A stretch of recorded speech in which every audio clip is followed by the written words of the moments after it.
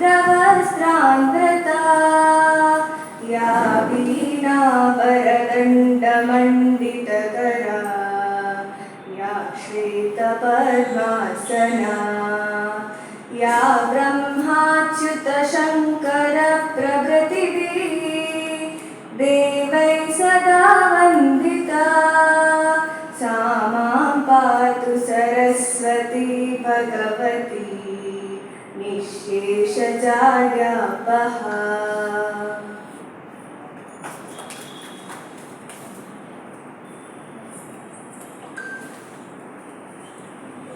ಸರಸ್ವತಿಯ ಆರಾಧನೆಯೊಂದಿಗೆ ಸುಶ್ರಾವ್ಯವಾಗಿ ಸಂಗೀತವನ್ನು ನಮಗೆ ನೀಡಿದ ಕುಮಾರಿ ಶಾರ್ವರಿ ಇವರಿಗೆ ಅಭಿನಂದನೆಗಳನ್ನು ಸಲ್ಲಿಸುತ್ತಾ ಇಂದಿನ ಕಾರ್ಯಕ್ರಮಕ್ಕೆ ನಿಮ್ಮೆಲ್ಲರನ್ನು ಸ್ವಾಗತಿಸಲಿಕ್ಕಿದ್ದಾರೆ ಕಾಂತಾವರ ಕನ್ನಡ ಸಂಘದ ಕಾರ್ಯದರ್ಶಿ ಶ್ರೀಯುತ ಸದಾನಂದ ನಾರಾವಿ ಇವರು.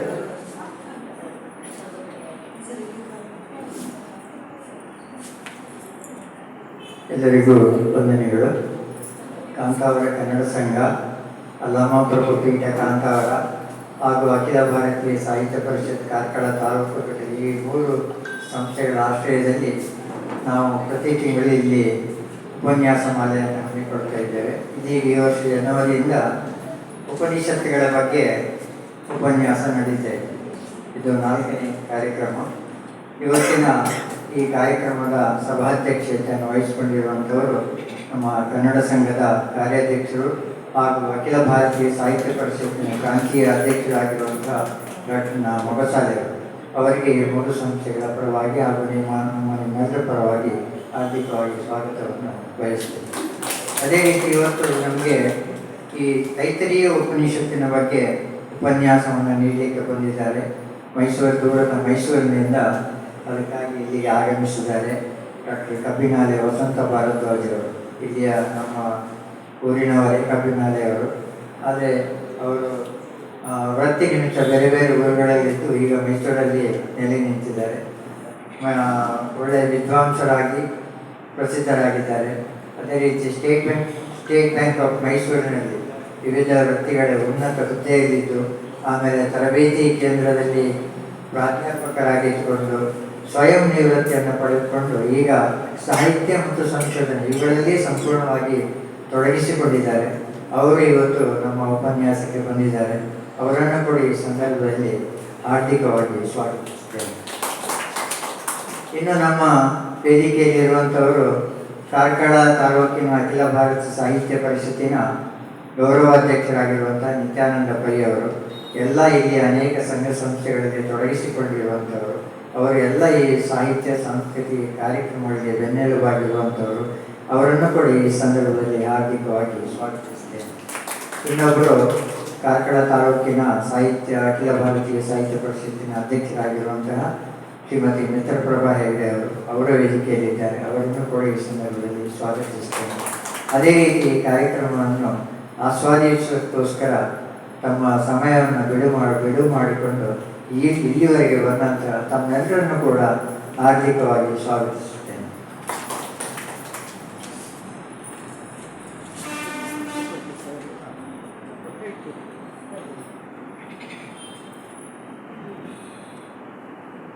ಅತಿಥಿಗಳಿಗೆ ಪುಸ್ತಕ ಗೌರವವನ್ನು ನಮ್ಮ ಸಂಘದ ಅಧ್ಯಕ್ಷರಾದಂಥ ಡಾಕ್ಟರ್ ಮೊಗಸಾಲೆ ಅವರಿಗೆ ಕೊಡಬೇಕಾಗಿದೆ.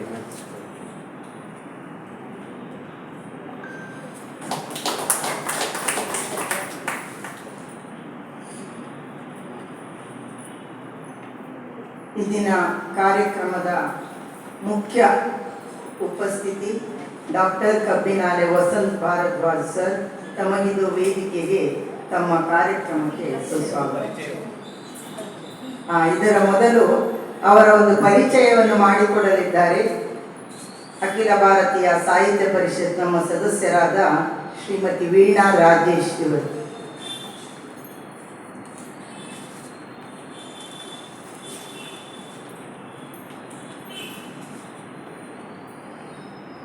ವೇದಿಕೆಯಲ್ಲಿರುವ ಸಭಾಧ್ಯಕ್ಷರೇ, ಅತಿಥಿಗಳೇ ಹಾಗೂ ಎಲ್ಲ ನನ್ನ ಸಾಹಿತ್ಯಾಸಕ್ತ ಬಂಧುಗಳಿಗೆ ವಂದಿಸ್ತಾ ಇದ್ದೇನೆ.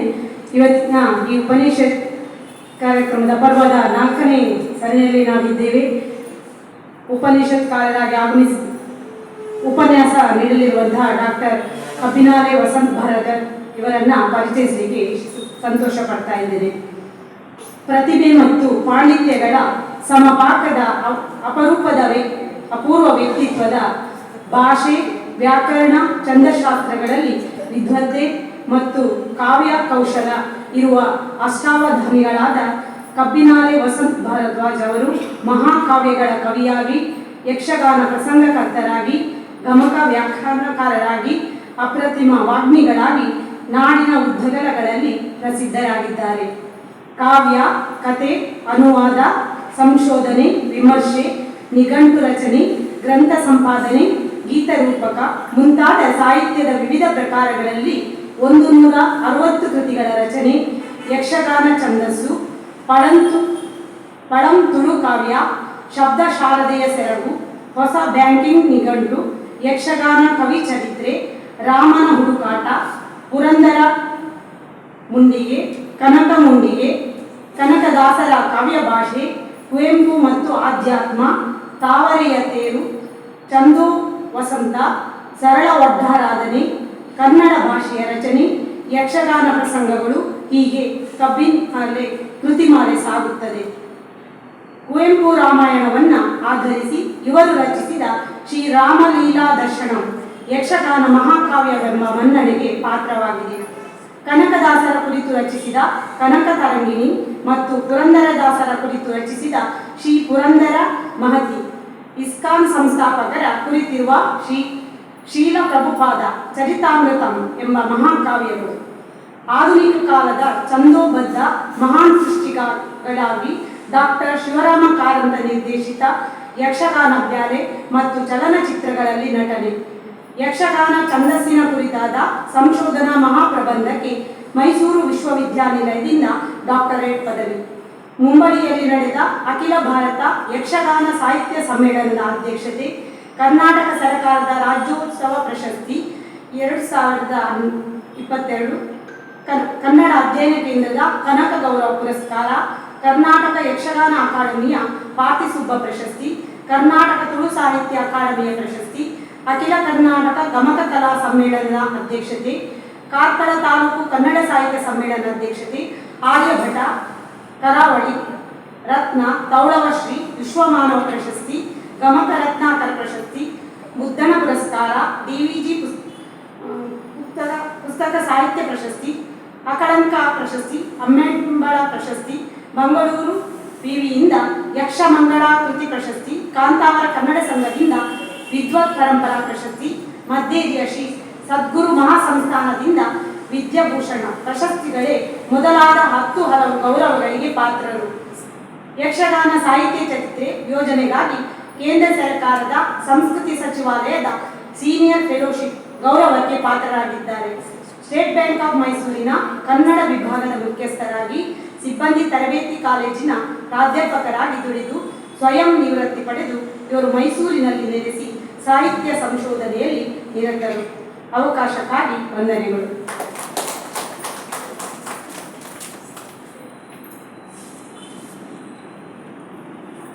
ಆಡುಮುಟ್ಟದ ಸೊಪ್ಪಿಲ್ಲ ಎಂಬಂತೆ ಡಾಕ್ಟರ್ ವಸಂತರಾಜ್ ಭಾರದ್ವಾಜರವರು ಕೈಯಾಡಿಸಿದ ಕ್ಷೇತ್ರವೇ ಇಲ್ಲ. ಇಂತಹ ಒಂದು ಅಪೂರ್ವ ಅಪ್ರತಿಮ ಪ್ರತಿಭಾವಂತರಿಂದ ನಾವೆಲ್ಲ ಇಂದು ಉಪನಿಷತ್ತು ಕೇಳುವಂತಹ ಒಂದು ಸುಸಂದರ್ಭ. ಅವರ ಮಾತುಗಳಿಗೆ ನಾವೆಲ್ಲ ಕಿವಿಯಾಗೋಣ. ಸರ್, ತಮಗಿದು ವೇದಿಕೆ.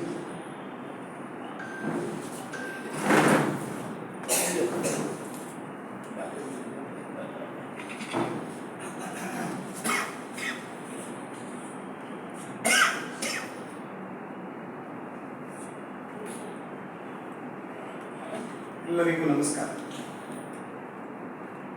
ಕಾಂತಾವರ ಕನ್ನಡ ಸಂಘದ ಅಧ್ಯಕ್ಷರಾದಂತಹ ನಮ್ಮ ಹಿರಿಯ ಮಾರ್ಗದರ್ಶಕರಾದಂತಹ ಡಾಕ್ಟರ್ ನಾ ಮೊಗಸಾಲೆಯವರೇ, ಕಾರ್ಕಳ ತಾಲೂಕಿನ ಅಖಿಲ ಭಾರತ ಸಾಹಿತ್ಯ ಪರಿಷತ್ತಿನ ಗೌರವಾಧ್ಯಕ್ಷರಾದ ನಿತ್ಯಾನಂದ ಪೈಯವರೇ, ಅಧ್ಯಕ್ಷರಾದಂತಹ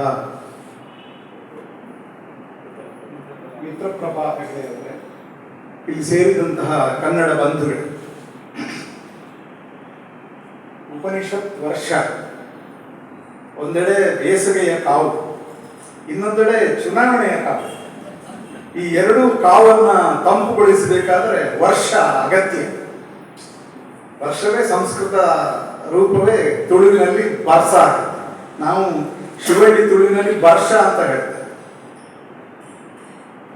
ಬೆಳಿಗ್ಗೆನೆ ಇವತ್ತು ಮಂಗಳೂರು ಉಡುಪಿಗಳಲ್ಲಿ ವರ್ಷ ಸುರಿದಿದೆ, ಇಲ್ಲಿಯೂ ಮಳೆ ಬಂದಿದೆ. ಹಾಗಾಗಿ ಉಪನಿಷತ್ತು ವರ್ಷ ಬಹಳ ಸೂಕ್ತವಾದಂತಹ, ಸಮಂಜಸವಾದಂತಹ, ಶುಭವನ್ನು ಕರುಣಿಸುವಂತಹ ಪದ ಪ್ರಯೋಗವಾಗಿದೆ. ತೈತೀರಿಯ ಉಪನಿಷತ್ತಿನ ಬಹಳ ದೊಡ್ಡ ವರ್ಷ ಅಲ್ಲ ಇದು, ಚಿಕ್ಕ ಒಂದು ಮಳೆ ಹಾದು ಹೋದ ಹಾಗೆ ನಿಮ್ಮ ಮುಂದೆ ಆ ಉಪನಿಷತ್ತಿನ ಸೌಂದರ್ಯ ಸಾರವನ್ನು ಹಿಡಿದಿಡ್ಲಿಕ್ಕೆ ಪ್ರಯತ್ನ ಪಡ್ತೇವೆ. ತೈತಿರೀಯ ಅಂತ ಅದರ ಹೆಸರು. ತೈತ ಅಲ್ಲ ಅದು, ತೈತೀರಿಯ ಕೂಡ ಅಲ್ಲ, ತೈತಿರೀಯ. ತಿತ್ತಿರಿ ಅನ್ನುವುದು ಒಂದು ಹಕ್ಕಿ. ಆ ತಿತ್ತಿರಿ ಹಕ್ಕಿಗೆ ಸಂಬಂಧಪಟ್ಟದ್ದು ಎನ್ನುವ ಕಾರಣದಿಂದ ತಿತ್ತಿರೀಯ, ತೈತಿರೀಯ ಅಂತ ಕರೆಯುತ್ತೇವೆ. 10 ಉಪನಿಷತ್ತುಗಳಲ್ಲಿ ಬಹಳ ಮುಖ್ಯವಾದಂತಹ ಶೈಕ್ಷಣಿಕ ಮನೋವಿಜ್ಞಾನದ ಹಿನ್ನೆಲೆಯಲ್ಲಿ ಬಹಳ ಒಳನೋಟಗಳನ್ನು ಕೊಡುವಂತಹ ಉಪನಿಷತ್ತಿದೆ. ವೇದವ್ಯಾಸ ಮಹರ್ಷಿಗಳ ಶಿಷ್ಯರು ವೈಶಂಪಾಯನ ಎನ್ನುವ ಮಹರ್ಷಿ. ಆ ವೈಶಂಪಾಯನರ ಶಿಷ್ಯ ಯಾಜ್ಞವಲ್ಕ್ಯರು, ಬಹಳ ಪ್ರಸಿದ್ಧ ಸಂಹಿತಾಕಾರ ಅವರು. ಅಂತಹ ಯಾಜ್ಞವಲ್ಕ್ಯರಿಗೂ ವೈಶಂಪಾಯನರಿಗೂ ಅವರು ಗುರು ಶಿಷ್ಯರಾದರೂ ಕೂಡ ಒಂದು ವೈಮನಸ್ಯ ಅವರಲ್ಲಿ ಉಂಟಾಗ್ತದೆ. ಈ ವೈಮನಸ್ಯದ ಪರಿಣಾಮ ಏನಾಯಿತು ಅಂತಂದ್ರೆ, ಯಾಜ್ಞವಲ್ಕ್ಯರಿಗೆ ಗುರುಗಳು ಹೇಳ್ತಾರೆ, ನನ್ನಿಂದ ನೀನು ಕಲಿತದ್ದನ್ನೆಲ್ಲ ಬಿಟ್ಟು ಬಿಡು, ಅದನ್ನು ಪ್ರಯೋಗಿಸಬೇಡ. ಆಗ ಯಾಜ್ಞವಲ್ಕ್ಯರು ಅದನ್ನೆಲ್ಲ ವಾಂತಿ ಮಾಡಿಕೊಂಡರು. ಇದೆಲ್ಲ ರೂಪಕವಾಗಿ ಗ್ರಹಿಸಬೇಕು. ಕಲಿತದ್ದೆಲ್ಲ ಹೊಟ್ಟೆಯಲ್ಲಿ ಇರೋದಿಲ್ಲ, ಅದನ್ನು ಪರಿತ್ಯಜಿಸಿದರು ಎನ್ನುವುದಷ್ಟೇ ಅದರ ಅರ್ಥ. ಹಾಗೆ ಅವರು ವಾಂತಿ ಮಾಡಿಕೊಂಡಾಗ ಅವರ ಶಿಷ್ಯರು ತಿತ್ತಿರಿ ಹಕ್ಕಿಗಳಾಗಿ ಬಂದು ಅದನ್ನು ಸೇವಿಸಿದರು. ಹಾಗಾಗಿ ಆ ಉಪನಿಷತ್ ಸಂಹಿತೆ ಉಳಿದುಕೊಂಡಿದೆ. ತಿತ್ತಿರಿ ಹಕ್ಕಿಗಳ ರೂಪದಲ್ಲಿ ಆ ಶಿಷ್ಯರು ಅದನ್ನು ಸಂಪಾದಿಸಿ ಮತ್ತೆ ಜಗತ್ತಿಗೆ ಅದನ್ನು ಕೊಟ್ಟಿದ್ದರಿಂದ ಅದು ತೈತ್ತಿರೀಯ ಎನ್ನುವಂತಹ ಹೆಸರನ್ನ ಪಡೆಯಿತು. ಆದರೆ ಗುರುಗಳಾದಂತಹ ಯಾಜ್ಞವಲ್ಕ್ಯರು ತನ್ನ ಗುರುವಿನಿಂದ ಬಂದಂತಹ ವಿದ್ಯೆ ನಷ್ಟವಾಗಿದೆಯಲ್ಲ, ನಾನು ಅದನ್ನು ಪ್ರತ್ಯೇಕವಾಗಿ ಸಂಪಾದಿಸ್ತೇನೆ ಅಂತ ಹೇಳಿ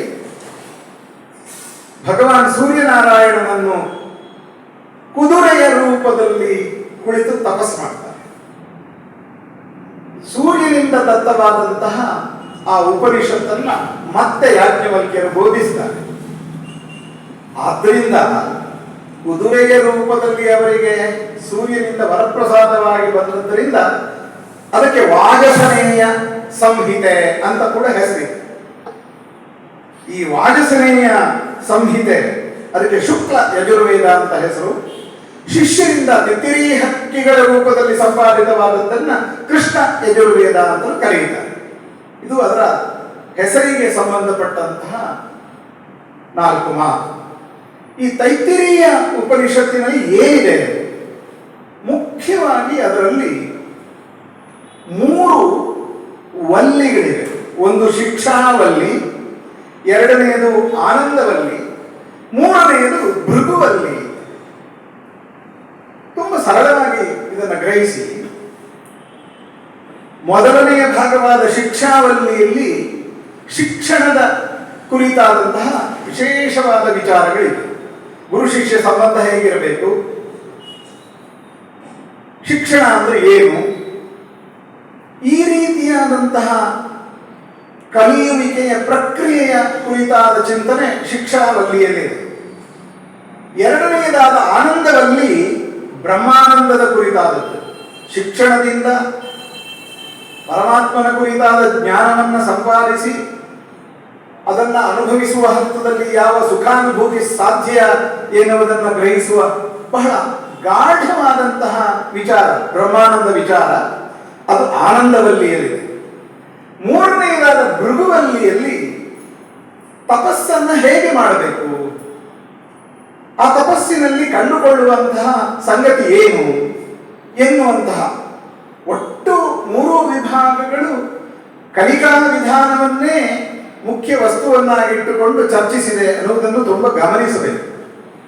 ಸಾವಿರಾರು ವರ್ಷಗಳ ಹಿಂದೆ ಉಪನಿಷತ್ ಕಾಲದಲ್ಲಿ ಭಾರತೀಯ ಸಂತ ಮಹಂತರು ಶಿಕ್ಷಣದ ಕುರಿತಾಗಿ ಇಷ್ಟೆಲ್ಲ ಆಲೋಚನೆ ಮಾಡಿದ್ರ ಅಂತ ನಾವು ಅಚ್ಚರಿ ಪಡುವಂತಹ ಸಂಗತಿ. ಯಾಕೆಂದ್ರೆ ನಾವಿವತ್ತು ಕಲಿತಾ ಇರುವಂತಹ ಶಿಕ್ಷಣ ಅಥವಾ ಶೈಕ್ಷಣಿಕ ಮನೋವಿಜ್ಞಾನ,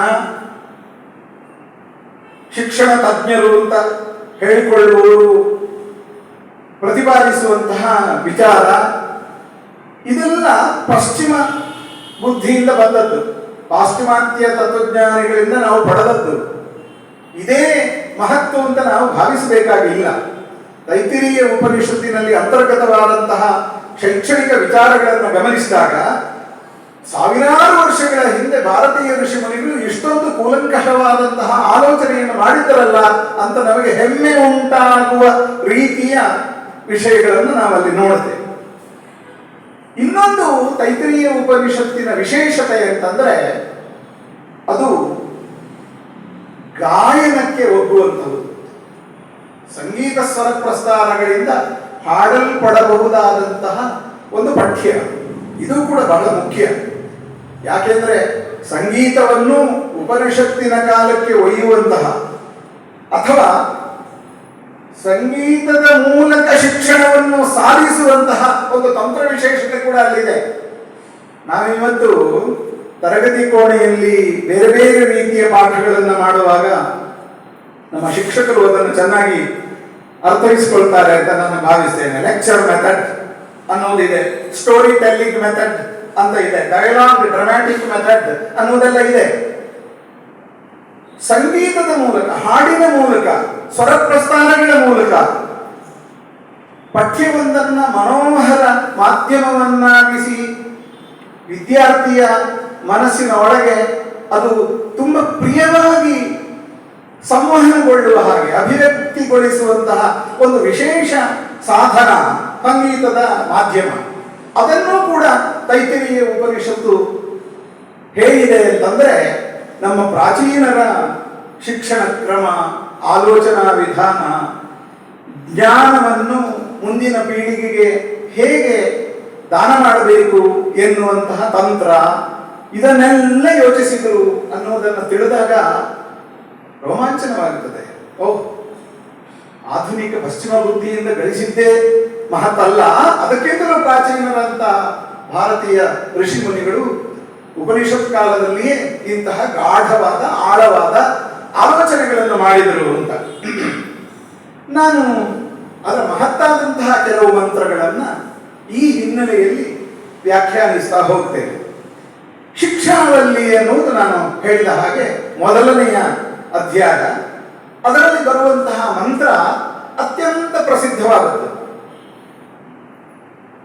ಎಲ್ಲ ಕಡೆ ನಾವು ಕೇಳಬಹುದಾದಂತಹ ಚಿರಪರಿಚಿತವಾದಂತಹ ಮಂತ್ರ ಅದೇನು ಅಂತಂದ್ರೆ ಓಂ ಶಂ ನೋ ಮಿತ್ರ ಶಂ ವರುಣ ಶಂ ನೋ ಭವತ್ವರ್ಯಮಾ ಶಂ ನ ಇಂದ್ರೋ ಬೃಹಸ್ಪತಿ ಶಂ ನೋ ವಿಷ್ಣುರುರುಕ್ರಮಃ ನಮೋ ಬ್ರಹ್ಮಣೋ ನಮಸ್ತೆ ವಾಯೋ ತ್ವಮೇವ ಪ್ರತ್ಯಕ್ಷಂ ಬ್ರಹ್ಮಾಸಿ ತ್ವಮೇವ ಪ್ರತ್ಯಕ್ಷಂ ಬ್ರಹ್ಮ ವದಿಷ್ಯಾಮಿ ಋತಂ ವದಿಷ್ಯಾಮಿ ಸತ್ಯಂ ವದಿಷ್ಯಾಮಿ ತನ್ಮಾಂ ಅವತು ತದ್ವಕ್ತಾರಂ ಅವತು ಅವತು ಮಾಂ ಅವತು ವಕ್ತಾರಂ. ಓಂ ಶಾಂತಿ ಶಾಂತಿ ಶಾಂತಿ. ಇದೊಂದು ಶಾಂತಿ ಮಂತ್ರ. ಗುರು ಮತ್ತೆ ಶಿಷ್ಯ ಇಬ್ಬರೂ ಕುಳಿತುಕೊಂಡು ವಿದ್ಯಾಭ್ಯಾಸವನ್ನು ಆರಂಭ ಮಾಡುವುದಕ್ಕಿಂತ ಮೊದಲು ನಡೆಸುವ ದೇವತಾ ಪ್ರಾರ್ಥನೆ. ಅದರ ಅರ್ಥ ನೋಡಿ. ಇದರಲ್ಲಿ ಈ ಉಪನಿಷತ್ ಕಾಲದ ಮಂತ್ರಗಳಲ್ಲಿ ನಾವು ಅಂದುಕೊಂಡಂತಹ ಪೌರಾಣಿಕ ದೇವತಾ ವಿಧಾನ ಇರೋದಿಲ್ಲ. ಪ್ರಾಕೃತಿಕ ಶಕ್ತಿಗಳನ್ನೇ ದೇವರು ಅಂತ ಅವರು ಭಾವಿಸಿರ್ತಾರೆ. ಶಂ ನೋ ಮಿತ್ರ. ಶಂ ಅಂತಂದ್ರೆ ಸುಖ, ಆನಂದ, ಒಳಿತು ಅಂತ ಅರ್ಥ. ಈಗ ಶಿವನಿಗೆ ಶಂಕರ ಅಂತ ಹೆಸರಿರುವುದು ಯಾಕೆ ಅಂದ್ರೆ ಶಂ ಕರೋತೀತಿ ಶಂಕರ, ಶುಭವನ್ನು ಉಂಟು ಮಾಡುವವನು ಅಂತ ಅರ್ಥ. ಶಂ ಎನ್ನುವ ಶಬ್ದಕ್ಕೆ ಮಂಗಲ ಎನ್ನುವುದು ಅರ್ಥ. ಶಂ ನೋ ಮಿತ್ರ. ಮಿತ್ರ ಅಂತಂದ್ರೆ ಸೂರ್ಯ. ಸೂರ್ಯದೇವರೇ ನಮಗೆ ಸುಖವನ್ನು ಉಂಟು ಮಾಡು. ಇದು ಪ್ರಾರ್ಥನೆ, ಗುರು ಮತ್ತೆ ಶಿಷ್ಯ ಇಬ್ಬರು ಸೇರಿ ಮಾಡುವ ಪ್ರಾರ್ಥನೆ. ಶಂ ವರುಣ. ನೀರಿನ ದೇವತೆಯಾದ ವರುಣನಲ್ಲಿ ಬೇಡುವಂತಹ ಪ್ರಾರ್ಥನೆ. ಶನ್ನೋ ಭವತ್ತರ್ಯಮ. ಶನ್ನ ಇಂದ್ರೋ ಬೃಹಸ್ಪತಿ. ಇಂದ್ರ ಬೃಹಸ್ಪತಿ. ವಿಷ್ಣು ಉರುಕ್ರಮ. ಉರುಕ್ರಮ ಅಂತಂದ್ರೆ ವಾಮನ, ವಿಕ್ರಮವಾದ ಹೆಜ್ಜೆಗಳನ್ನು ಇಟ್ಟಂತಹ ವಾಮನ ಎನ್ನುವ ಅರ್ಥ. ನಮೋ ಬ್ರಹ್ಮಣೇ ನಮಸ್ತೆ ವಾಯೋ. ಈ ಮಂತ್ರಗಳ ಹಿನ್ನೆಲೆಯಲ್ಲಿ ನೀವು ಯೋಚನೆ ಮಾಡಬೇಕು. ನಾವು ಓದುವುದಕ್ಕೆ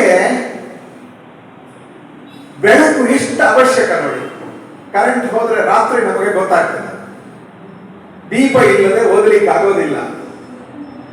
ಅಧ್ಯಯನಕ್ಕೆ ಅತ್ಯಂತ ಅಗತ್ಯವಾದಂತಹ ಸೂರ್ಯನ ಬೆಳಕನ್ನ, ಅದರ ಅಗತ್ಯವನ್ನು ಮನಗೊಂಡು ಭಗವಾನ್ ಸೂರ್ಯನನ್ನು ಪ್ರಾರ್ಥನೆ ಮಾಡುವುದು. ನಮಗೆ ಒಳ್ಳೆಯದು ಮಾಡುವಂದ್ರೆ ನಿನ್ನ ಬೆಳಕನ್ನು ಸದಾ ನಮಗೆ ಕೊಡು ಅಂತ. ತುಂಬಾ ಸರಳವಾದಂತಹ ಮಾತು. ನೀರು ನಮಗೆ ಅತ್ಯಂತ ಅಗತ್ಯ. ವರುಣ ಎನ್ನುವ ರಾತ್ರಿಯ ಅಧಿದೇವತೆ. ಹಗಲು ಸೂರ್ಯನ ಕರುಣೆ ನಮಗೆ ಬೇಕು, ರಾತ್ರಿಯ ಹೊತ್ತಿಗೆ ವರುಣನ ಅಗತ್ಯ ಬೇಕು. ಇನ್ನು ಮುಂದುವರಿದು ಆಲೋಚನೆ ಮಾಡಿದರೆ ನಮಗೆ ಇವತ್ತು ಸಿಕ್ಕುವ ವಿದ್ಯುತ್ ಕೂಡ ವರುಣನ, ನೀರಿನ ಪರಿವರ್ತಿತವಾದ ರೂಪ. ಪ್ರಾಚೀನರ ಆಲೋಚನೆ ಹೇಗಿತ್ತೋ ಗೊತ್ತಿಲ್ಲ. ಇಂದ್ರ, ಬೃಹಸ್ಪತಿ ಇಂಥವರನ್ನೆಲ್ಲ ಪ್ರಾರ್ಥನೆ ಮಾಡುವುದರ ಮೂಲಕ ನನಗೆ ಸೂಕ್ತವಾದಂತಹ ಒಂದು ಪರಿಸರವನ್ನು ನಿರ್ಮಾಣ ಮಾಡುವ ನಮ್ಮ ಅಧ್ಯಯನಕ್ಕೆ ಅನ್ನುವ ಒಂದು ಪ್ರಾಂತ್ಯವಾದ ಪ್ರಾರ್ಥನೆ ಅಲ್ಲಿರೋದು. ಮನಸ್ಸಿನ ನಿವೇದನೆ ಅದು. ನಮೋ ಬ್ರಹ್ಮಣೇ ನಮಸ್ತೆ ವಾಯೋ. ಗಾಳಿ ಕೂಡ ಬೇಕು. ನಮಗೆ ಒಳ್ಳೆಯ ತಂಗಾಳಿ ತೀಡಿದಾಗ ಮಾತ್ರ ಓದುವಂತಹ ಒಂದು ಮನಸ್ಥಿತಿ ಸಾಧ್ಯ ಆಗ್ತದೆ. ಹಾಗಾಗಿ ಮನಃಶಾಸ್ತ್ರೀಯವಾದ ಹಿನ್ನೆಲೆಯಲ್ಲಿ ಸುಖಾನುಭವವನ್ನು ಉಂಟು ಮಾಡುವ ಪರಿಸರವನ್ನ ನೀಡು ಅಂತ ದೇವತೆಗಳಲ್ಲಿ ಪ್ರಾರ್ಥನೆ ಮಾಡೋದು. ವಿದ್ಯೆಗೆ ಪರಿಸರ ಎಷ್ಟು ಮುಖ್ಯ ಅನ್ನುವುದನ್ನು ಇಲ್ಲಿ ಗಮನಿಸ್ತೇವೆ. ಆ ಗಾಳಿಗೆ ಹೇಳ್ತಾನೆ ಉಪನಿಷತ್ ಋಷಿ, ತ್ವಮೇವ ಪ್ರತ್ಯಕ್ಷಂ ಬ್ರಹ್ಮ ವದಿಷ್ಯಾಮಿ. ಓ ಗಾಳಿಯೇ, ನೀನು ನಿಜವಾಗಿ ಪ್ರತ್ಯಕ್ಷವಾದ ದೇವರು. ಎಂತಹ ಒಂದು ವಿನೀತ ಮನಸ್ಸು ಇಲ್ಲಿದೆ ನೋಡಿ. ಋತಂ ವದಿಷ್ಯಾಮಿ ಸತ್ಯಂ ವದಿಷ್ಯಾಮಿ. ನಾನು ಸತ್ಯವನ್ನೇ ಹೇಳ್ತೇನೆ, ನೀನೇ ನಿಜವಾದ ದೇವರು. ಬೀಸುವ ಗಾಳಿ.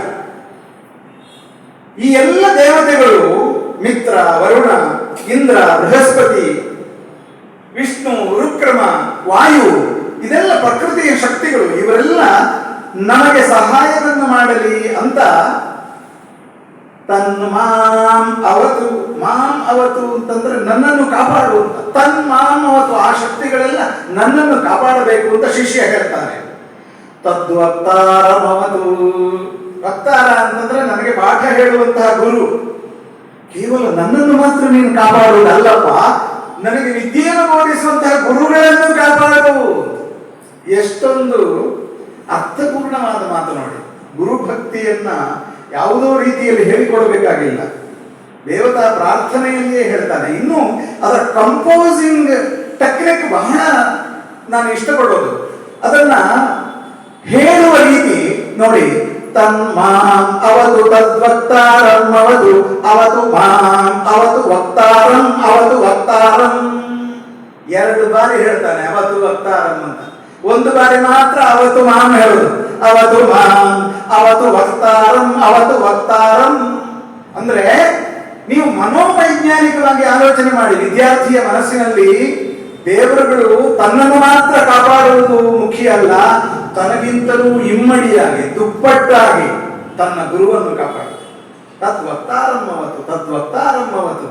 ಅವತು ಮಾಂ ಅವತು ವಕ್ತಾರಂ ಅವತು ವಕ್ತಾರಂ.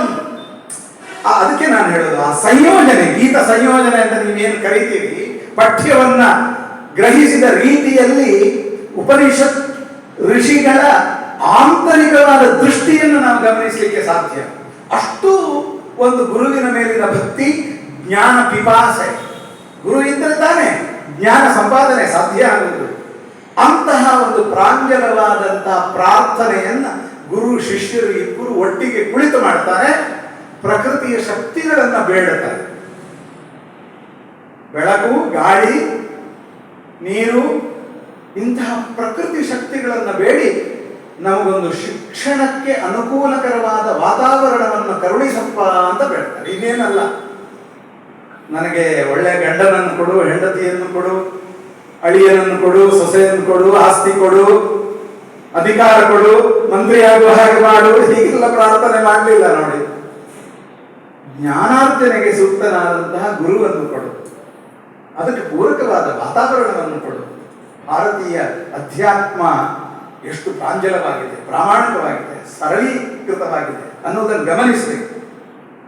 ಹೀಗೆ ಹಗಲಿನ ದೇವರನ್ನು, ರಾತ್ರಿಯ ದೇವರನ್ನು, ಮೈಗೆ ಹಿತವಾಗುವಂತಹ ಗಾಳಿಯನ್ನು ಬೇಡುವಂತಹ ಒಂದು ನಾಂದಿ ಶ್ಲೋಕ ಇಡೀ ತೈತ್ತಿರೀಯ ಉಪನಿಷತ್ತಿನ ಸಾರಭೂತ ಅಂಶ ಅಂತ ನಾವು ಗಮನಿಸಬೇಕು.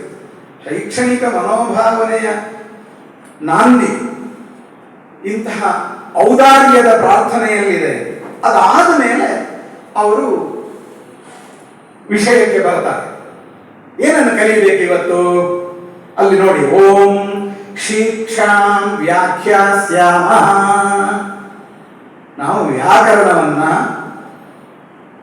ಶಿಕ್ಷಾ ಅಂತಂದ್ರೆ ಅಕ್ಷರೋಚ್ಚಾರ ಮತ್ತು ವಾಕ್ಯ ಸಮನ್ವಯದ ವಿದ್ಯೆ, ಅದನ್ನು ನಾವು ಕಲಿಯೋಣ. ಕಲಿತೇನೆ ಅಲ್ಲ, ಕಲಿಯೋಣ. ವ್ಯಾಖ್ಯಾಸ್ಯಾಮ ಅಂದ್ರೆ ಗುರು ಶಿಷ್ಯರಿಬ್ರು. ಶಿಷ್ಯನಿಗೆ ಇನ್ನಷ್ಟೇ ಕಲಿಯಬೇಕಾಗಿದೆ, ಆದ್ರೆ ಗುರುವಿಗೆ ಕಲಿತಾಗಿದೆ. ಆದರೂ ಅವನು ನಾವಿಬ್ಬರು ಒಟ್ಟಾಗಿ ಇದನ್ನು ವ್ಯಾಖ್ಯಾನ ಮಾಡೋಣ ಅಂತ ಹೇಳಬೇಕಾದ್ರೆ ಇದರಲ್ಲೊಂದು ಮಹತ್ತಾದ ಅಂಶ ಇದೆ ಅಂತ ನಾನು ಗಮನಿಸ್ತೇನೆ. ನಮ್ಮ ಅಧ್ಯಾಪಕರು ಪ್ರತಿದಿನ ತರಗತಿ ಕೋಣೆಗೆ ಹೋಗುವಾಗ ಓಹ್ ಇದೆಲ್ಲ ನನಗೆ ಬರುತ್ತದೆ ಅನ್ನುವಂತಹ ಅಹಂಕಾರದಲ್ಲಿ ಹೋಗಬಾರದು. ಪ್ರತಿಯೊಂದು ತರಗತಿ ಕೋಣೆಯ ಅವಧಿಯೂ ಕೂಡ ನನಗೆ ಅದು ಕಲಿಯಲಿಕ್ಕಿರುವಂತಹ ಒಂದು ಹೊಸ ಅವಕಾಶ ಎನ್ನುವಂತಹ ವಿನಯಶೀಲತೆಯಿಂದ ಇರಬೇಕು. ಹೆಚ್ಚಿನ ಅಧ್ಯಾಪಕರಲ್ಲಿ ಈ ಭಾವನೆ ಇರೋದಿಲ್ಲ. ಅದೇನು ಪೈಥಾಗೋರಸ್ ಪ್ರಮೇಯ, ನಾನು ಸುಲಭವಾಗಿ ಹೇಳ್ತೇನೆ.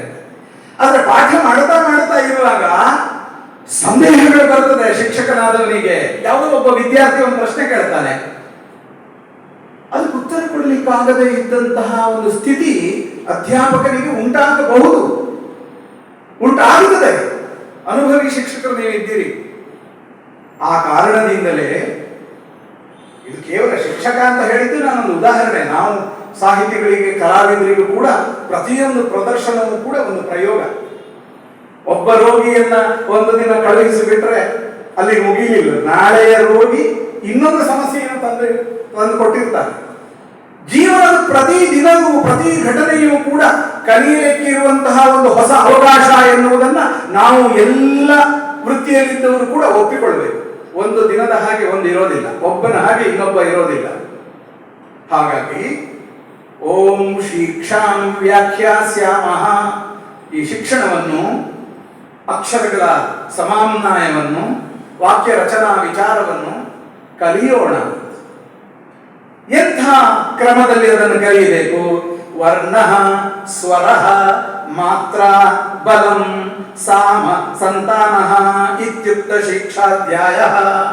ಸ್ಟೆಪ್ ಬೈ ಸ್ಟೆಪ್, ಹಂತ ಹಂತವಾಗಿ ಕಲಿಯುವುದು. ಒಮ್ಮನೆ ಎಲ್ಲ ರಾಶಿ ಹಾಕೊಂಡು ಕಲಿಯುವುದಲ್ಲ. ಯಾವುದೇ ಒಂದು ಜ್ಞಾನ ತೆರೆದುಕೊಳ್ಳಬೇಕಾದರೆ ಶಿಷ್ಯನಿಗೆ, ವಿದ್ಯಾರ್ಥಿಗೆ ಅದು ಸುಲಭ ಗ್ರಾಹಿ ಆಗಬೇಕಾದರೆ ಅವನು ಬಸವ, ಏನು ಇವಳು ಕಮಲ, ಎಷ್ಟು ಸರಳವಾಗಿ ಆರಂಭ ಆಗ್ತದೆ ನೋಡಿ. From simple to complex.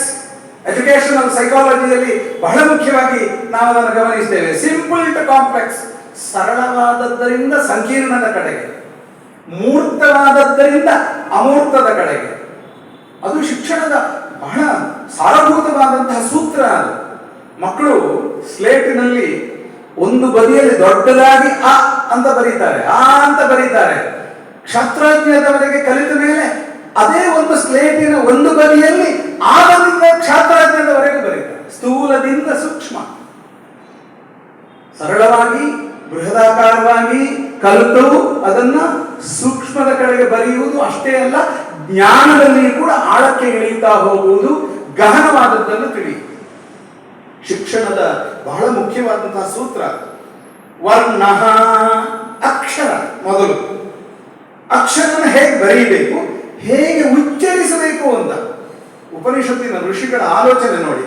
ಇವತ್ತು ನಾವು ಕನ್ನಡವನ್ನು ಹೇಗೆ ಬೇಕಾದರೂ ಉಚ್ಚರಿಸಬಹುದು ಅಂತ ತಿಳ್ಕೊಂಡಿದ್ದೇವೆ. ಯಾವುದೇ ಭಾಷೆಗೆ ಹೀಗೆಯೇ ಅಕ್ಷರಗಳನ್ನು ಉಚ್ಚರಿಸಬೇಕು ಎನ್ನುವ ನಿಯಮ ಇದ್ದೇ ಇರುತ್ತದೆ.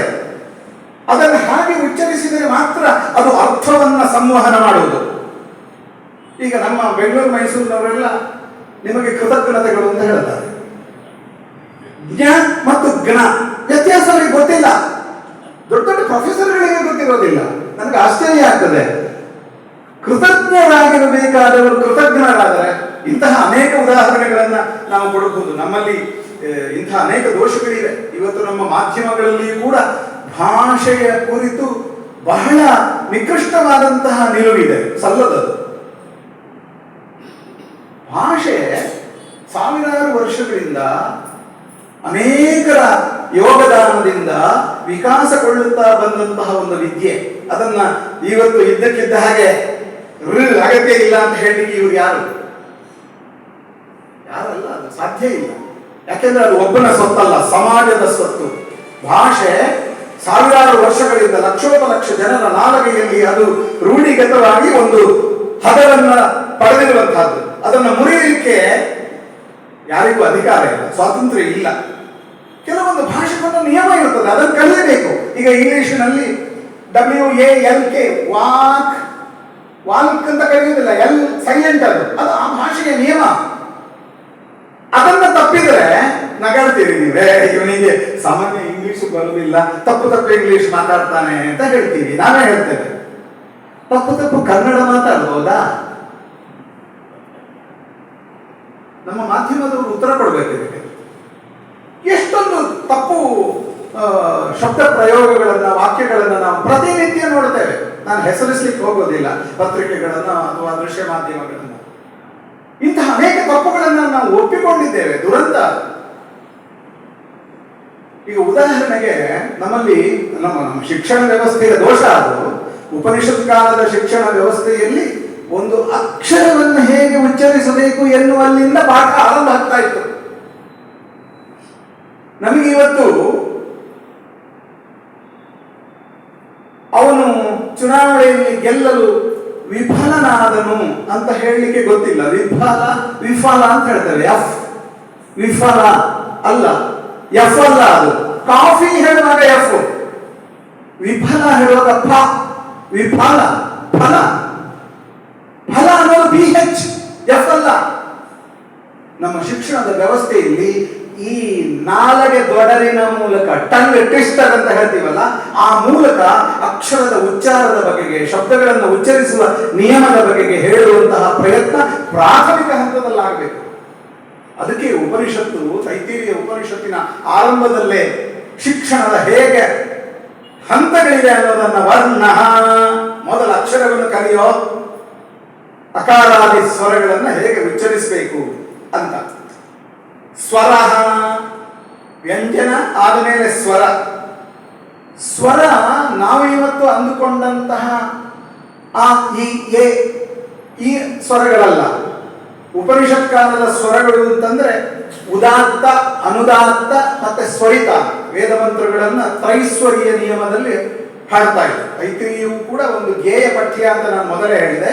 ಹಾಗಾಗಿ ಅಲ್ಲಿ 3 ಮಂದ್ರ, ಮಧ್ಯ, ತಾರ ಎನ್ನುವ ಸಂಗೀತದ ಶಾಸ್ತ್ರದ ಹಿನ್ನೆಲೆಯ ಪರಿಭಾಷೆಯನ್ನ ಸ್ವರಕ್ಕೆ ಅವರು ಹೇಳ್ತಾರೆ. ಆಮೇಲೆ ಮಾತ್ರ, ಮಾತ್ರ ಅಂತಂದ್ರೆ ಹ್ರಸ್ವ ಮತ್ತು ದೀರ್ಘ.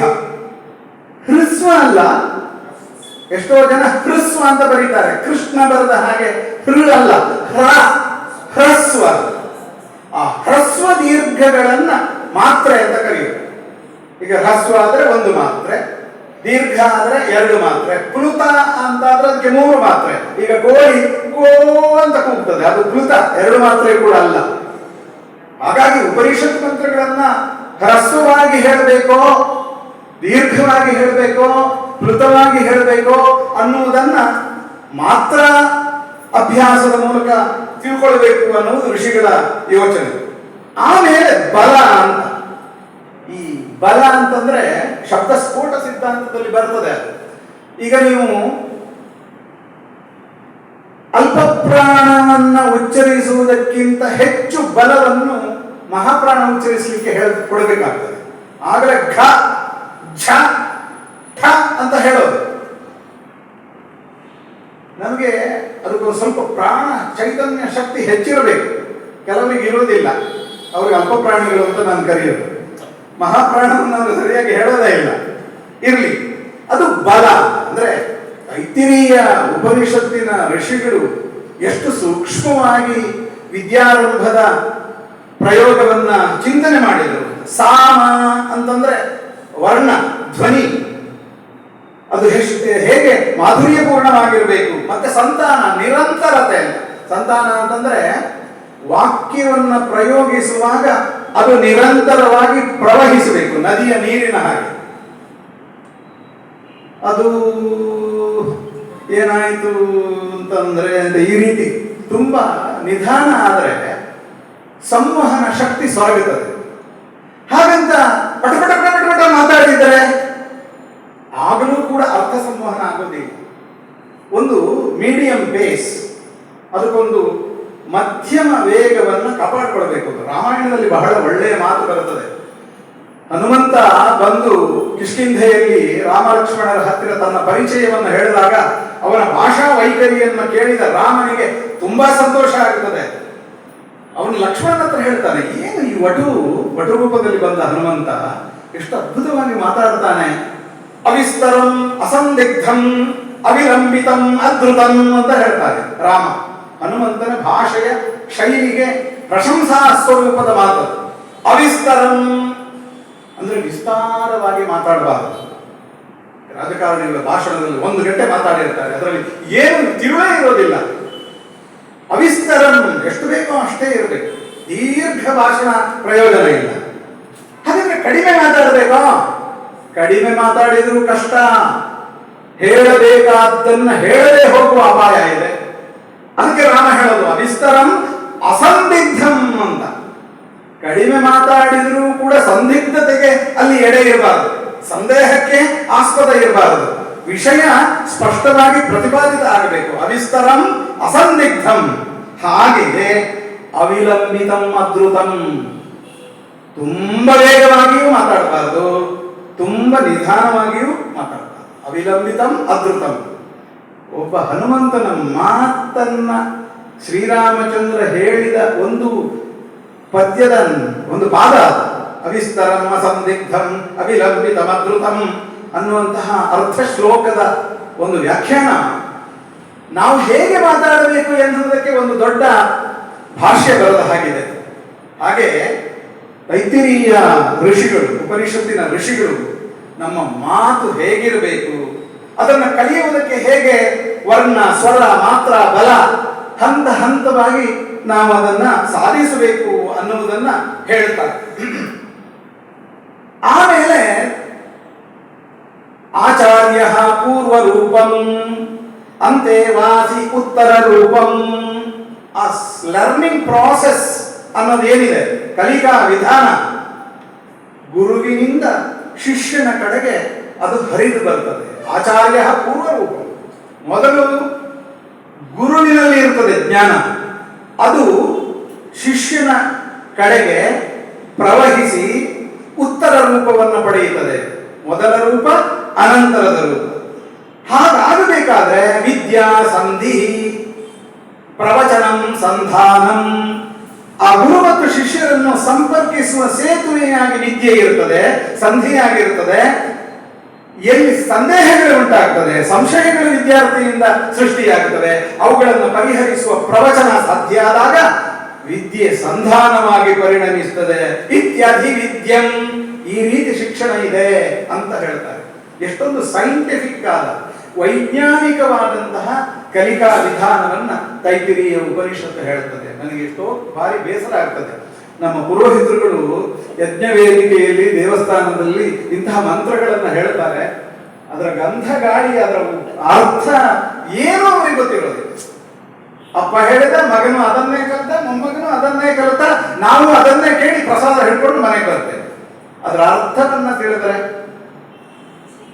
ಯಾವುದೇ ಒಂದು ಮಾತು ತನ್ನ ಅರ್ಥವನ್ನ ತೆರೆದಿಟ್ಟಾಗ ಮನಸ್ಸಿಗೆ ಎಷ್ಟು ಸಂತೋಷ ಆಗುತ್ತದೆ, ಅದರ ಮೇಲೆ ಗೌರವ ಎಷ್ಟು ಹೆಚ್ಚಾಗುತ್ತದೆ. ಉಪನಿಷತ್ತಿನ ಮಂತ್ರಗಳ ಅರ್ಥವನ್ನ ತಿಳಿಸುವ ಪ್ರಯತ್ನವನ್ನು ನಾವು ಮಾಡದೇ ಇದ್ದದ್ರಿಂದ ಭಾರತೀಯರಾದ ನಾವು ಭಾರತೀಯರಾಗಿಯೂ ಪ್ರಯೋಜನ ಇಲ್ಲದೆ ಹೋಯಿತು. ನಮ್ಮ ಶಿಕ್ಷಣ ಕ್ರಮದಲ್ಲಿ ಆ ವ್ಯವಸ್ಥೆ ಇಲ್ಲ.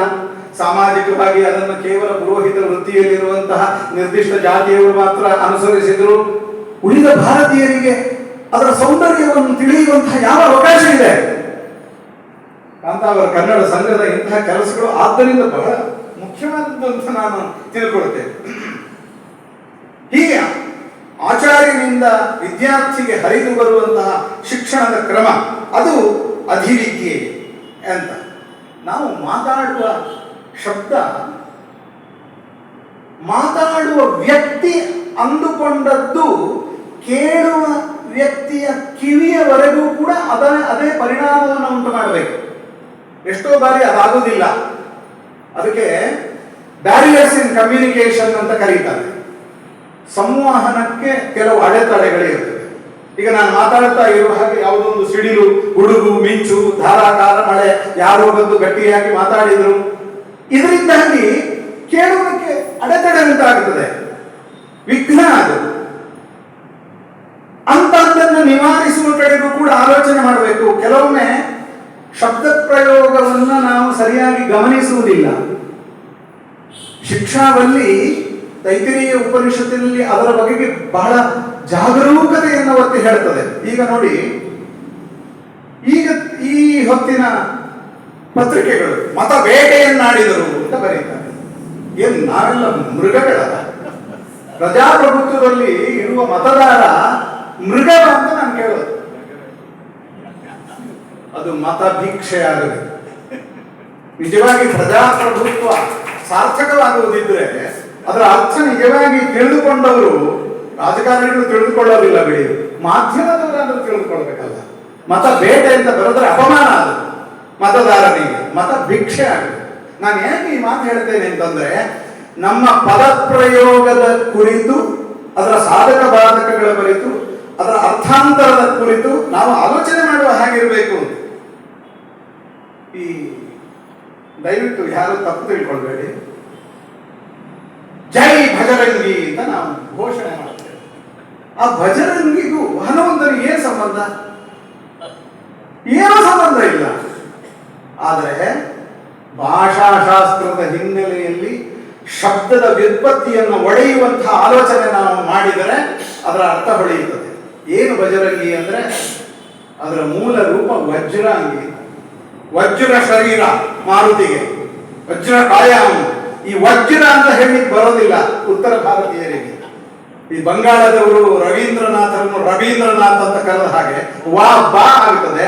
ವಜ್ರ ಹೋಗಿ ವಜ್ರ ಆಯ್ತು. ಒತ್ತಕ್ಷರವನ್ನು ಹೇಳಲಿಕ್ಕೆ ಬರೋದಿಲ್ಲ, ಅದು ಬಜಾರ. ವಜ್ರಾಂಗಿ ಹನುಮಂತ ಅನ್ನೋದು ಬಜರಂಗಿ ಆಯ್ತು. ನಾವು ದಾಕ್ಷಿಣಾತ್ಯರು, ನಾವು ದಕ್ಷಿಣ ಕನ್ನಡದ ಉಡುಪಿ ಜಿಲ್ಲೆಯವರು, ನಮಗೆ ಸರಿಯಾಗಿ ಉಚ್ಚಾರ ಮಾಡ್ಲಿಕ್ಕೆ ಬರ್ತದೆ, ನಾವು ಕೂಡ ಹೀಗೆ ತಪ್ಪು ಮಾಡ್ತೀವಲ್ಲ. ನನಗೆ ಇದು ಆಶ್ಚರ್ಯ. ಇದಕ್ಕೆ ಕಾರಣ ತೈತ್ತರೀಯ ಉಪನಿಷತ್ತು ಹೇಳಿದ ಶಬ್ದೋಚ್ಚಾರದ ಶಾಸ್ತ್ರದ ಕುರಿತು ನಮಗಿರುವ ಗಾಢ ಅಲಕ್ಷ್ಯ, ಅವಜ್ಞೆ.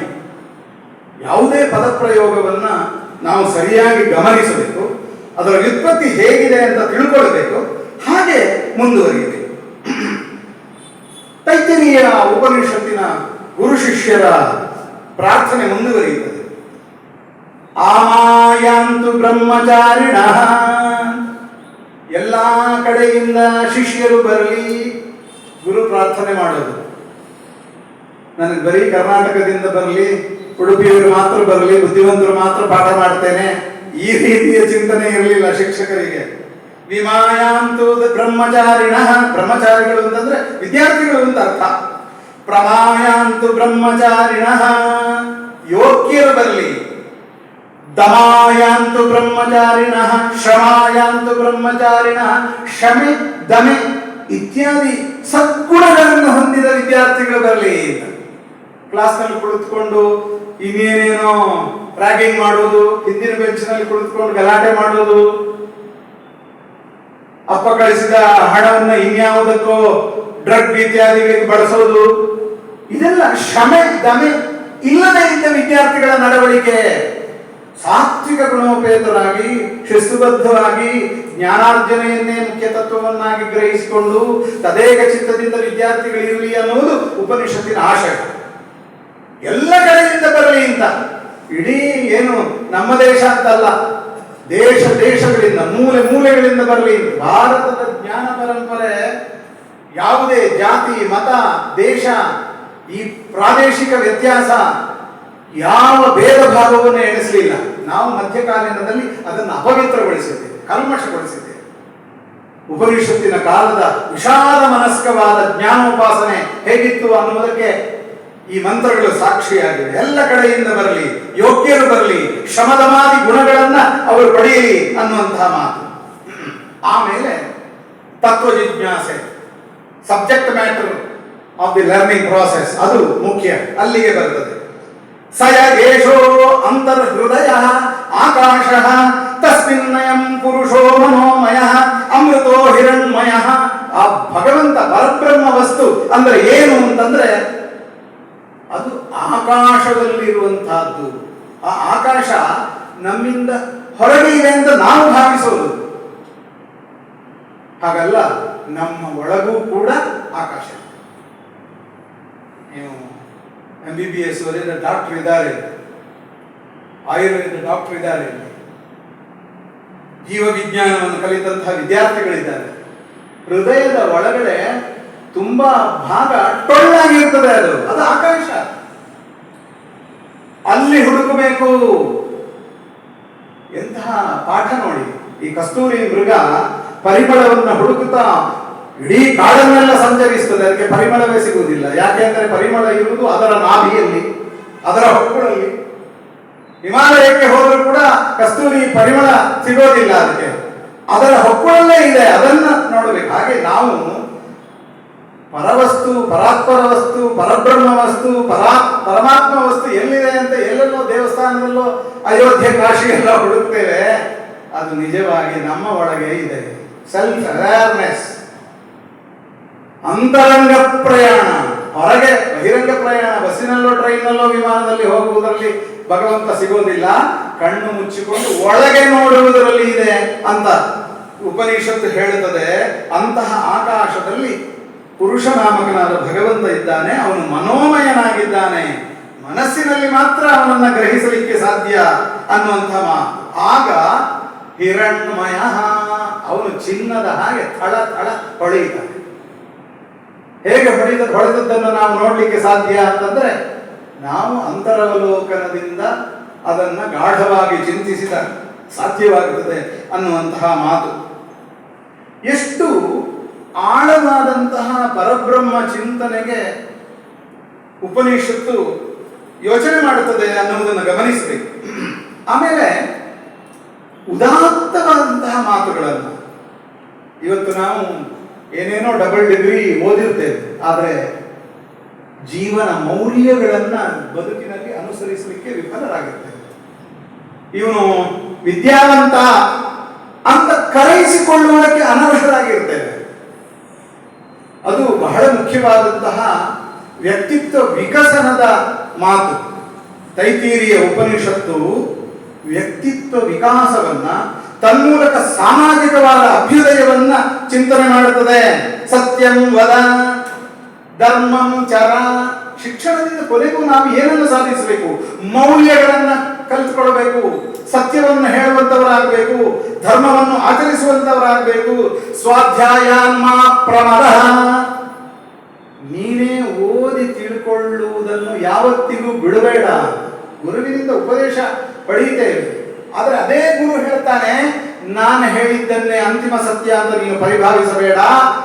ನಿನ್ನದೇ ಆದ ಅಧ್ಯಯನದ ಬೆಳಕಿನಿಂದ ಹೊಸತನ್ನು ನೋಡುವುದಕ್ಕೆ ಕಲಿ. ಸ್ವಾಧ್ಯಾಯಾನ್ ಮಾ ಪ್ರಮದ, ಅದರಿಂದ ವಿಚಲಿತನಾಗಬೇಡ.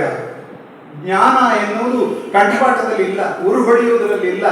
ತಂದೆಯೋ ತಾತನೋ ಗುರುವೋ ಹೇಳಿದಂತಹ ಮಂತ್ರವನ್ನ ನಾವು ವಾಂತಿ ಮಾಡಿಕೊಂಡು ಪ್ರಯೋಜನ ಇಲ್ಲ. ಅದರ ಅರ್ಥ ಏನು ಅಂತ ತಿಳಿದುಕೊಂಡು ಅದರ ಅಂತರಾರ್ಥವನ್ನು ಗ್ರಹಿಸುವ ಕೆಲಸ ಮಾಡಬೇಕು. ಮಾತೃದೇವೋ ಭವ, ಪಿತೃದೇವೋ ಭವ, ಅತಿಥಿ ದೇವೋ ಭವ, ಇಂತಹ ಉದಾತ್ತವಾದ ಮಾತುಗಳನ್ನ ತೈತರೀಯ ಉಪನಿಷತ್ತು ಹೇಳುತ್ತದೆ. ನಮ್ಮ ಬದುಕಿಗೆ ಬೆಳಕಾಗುವಂತಹ, ನಮ್ಮ ಕೈ ಹಿಡಿದು ನಡೆಸುವಂತಹ ನೀತಿಯ ಮುತ್ತುಗಳದು. ಅತಿಥಿ ದೇವೋ ಭವ, ಇದು ಕೂಡ ತೈತರೀಯ ಉಪನಿಷತ್ತು ಹೇಳಿದ್ದು. ವಿವೇಕಾನಂದರು ಅದಕ್ಕೆ ಮತ್ತೊಂದನ್ನು ಸೇರಿಸಿದ್ರು, ದರಿದ್ರ ದೇವೋ ಭವ. ಎಕ್ಸ್ಟೆನ್ಷನ್ ಅಷ್ಟೇ, ಜೀವನ ಮೌಲ್ಯಗಳ ವಿಕಾಸವನ್ನ ಅವರು ಹೇಳಿದರು. ಆದರೆ ಅದರ ಬೀಜ ರೂಪದ ಮಾತುಗಳನ್ನ ಉಪನಿಷತ್ತು ಋಷಿಗಳು ಹೇಳಿದರು.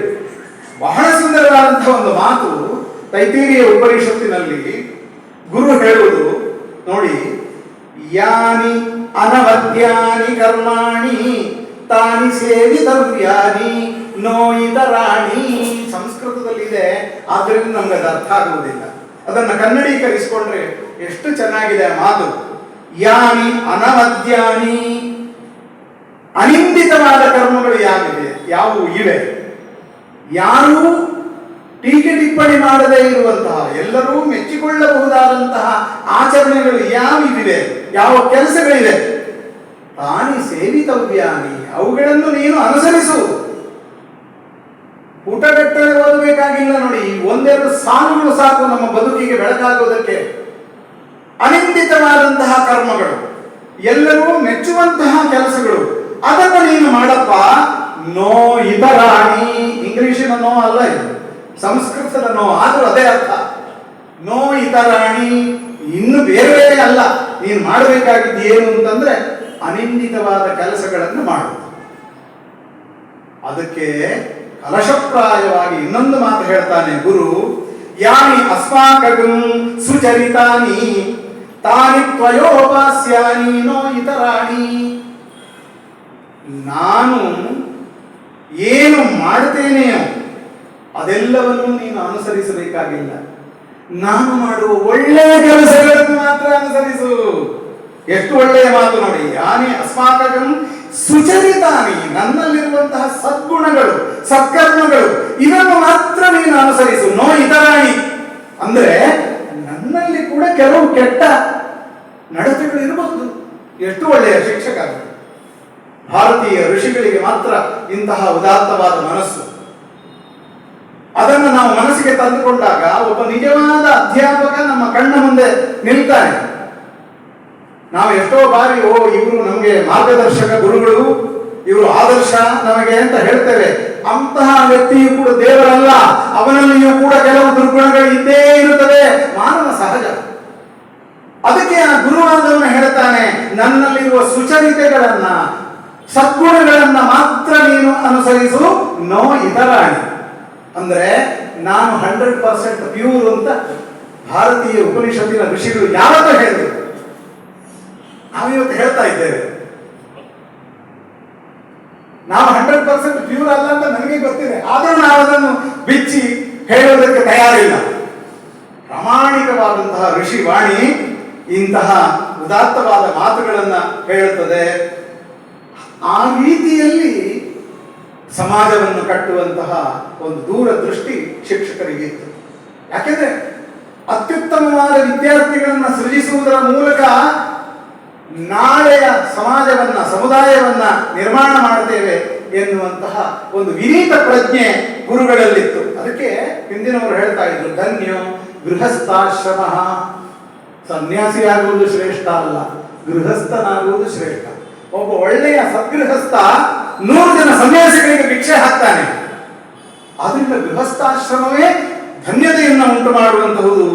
ಅಂತಹ ಗೃಹಸ್ಥಾಶ್ರಮ ಧರ್ಮವನ್ನ ಪರಿಪಾಲಿಸುವಂತಹ ಸಜ್ಜನ ಶಿಷ್ಯರನ್ನ ನಿರ್ಮಾಣ ಮಾಡುವುದು ಗುರುಗಳ ಆದ್ಯ ಕರ್ತವ್ಯ ಅನ್ನುವಂತಹ ಭಾವನೆ ನಮ್ಮ ಶಿಕ್ಷಣ ಶಾಸ್ತ್ರದಲ್ಲಿ ಇತ್ತು. ಅದನ್ನ ತೈತರೀಯ ಉಪನಿಷತ್ತು ಶಿಕ್ಷಾವಲ್ಲಿಯಲ್ಲಿ ಹೇಳುತ್ತದೆ. ಎರಡನೆಯದಾದ ಬ್ರಹ್ಮಾನಂದವಲ್ಲಿ, ಇದು ಪರಬ್ರಹ್ಮ ವಿವೇಚನೆ ನಮ್ಮ ಮನಸ್ಸಿಗೆ ಹೇಗೆ ಆನಂದವನ್ನ ಉಂಟು ಮಾಡುತ್ತದೆ ಅನ್ನುವುದರ ವಿವರಣೆ ಅದು. ಇಷ್ಟು ಪರಬ್ರಹ್ಮ ವಸ್ತು ಹೇಗೆ ಸೃಷ್ಟಿಯಾಯಿತು ಅಂತ ಋಷಿಗಳು ಹೇಳುವ ವಿಧಾನ ನೋಡಿ.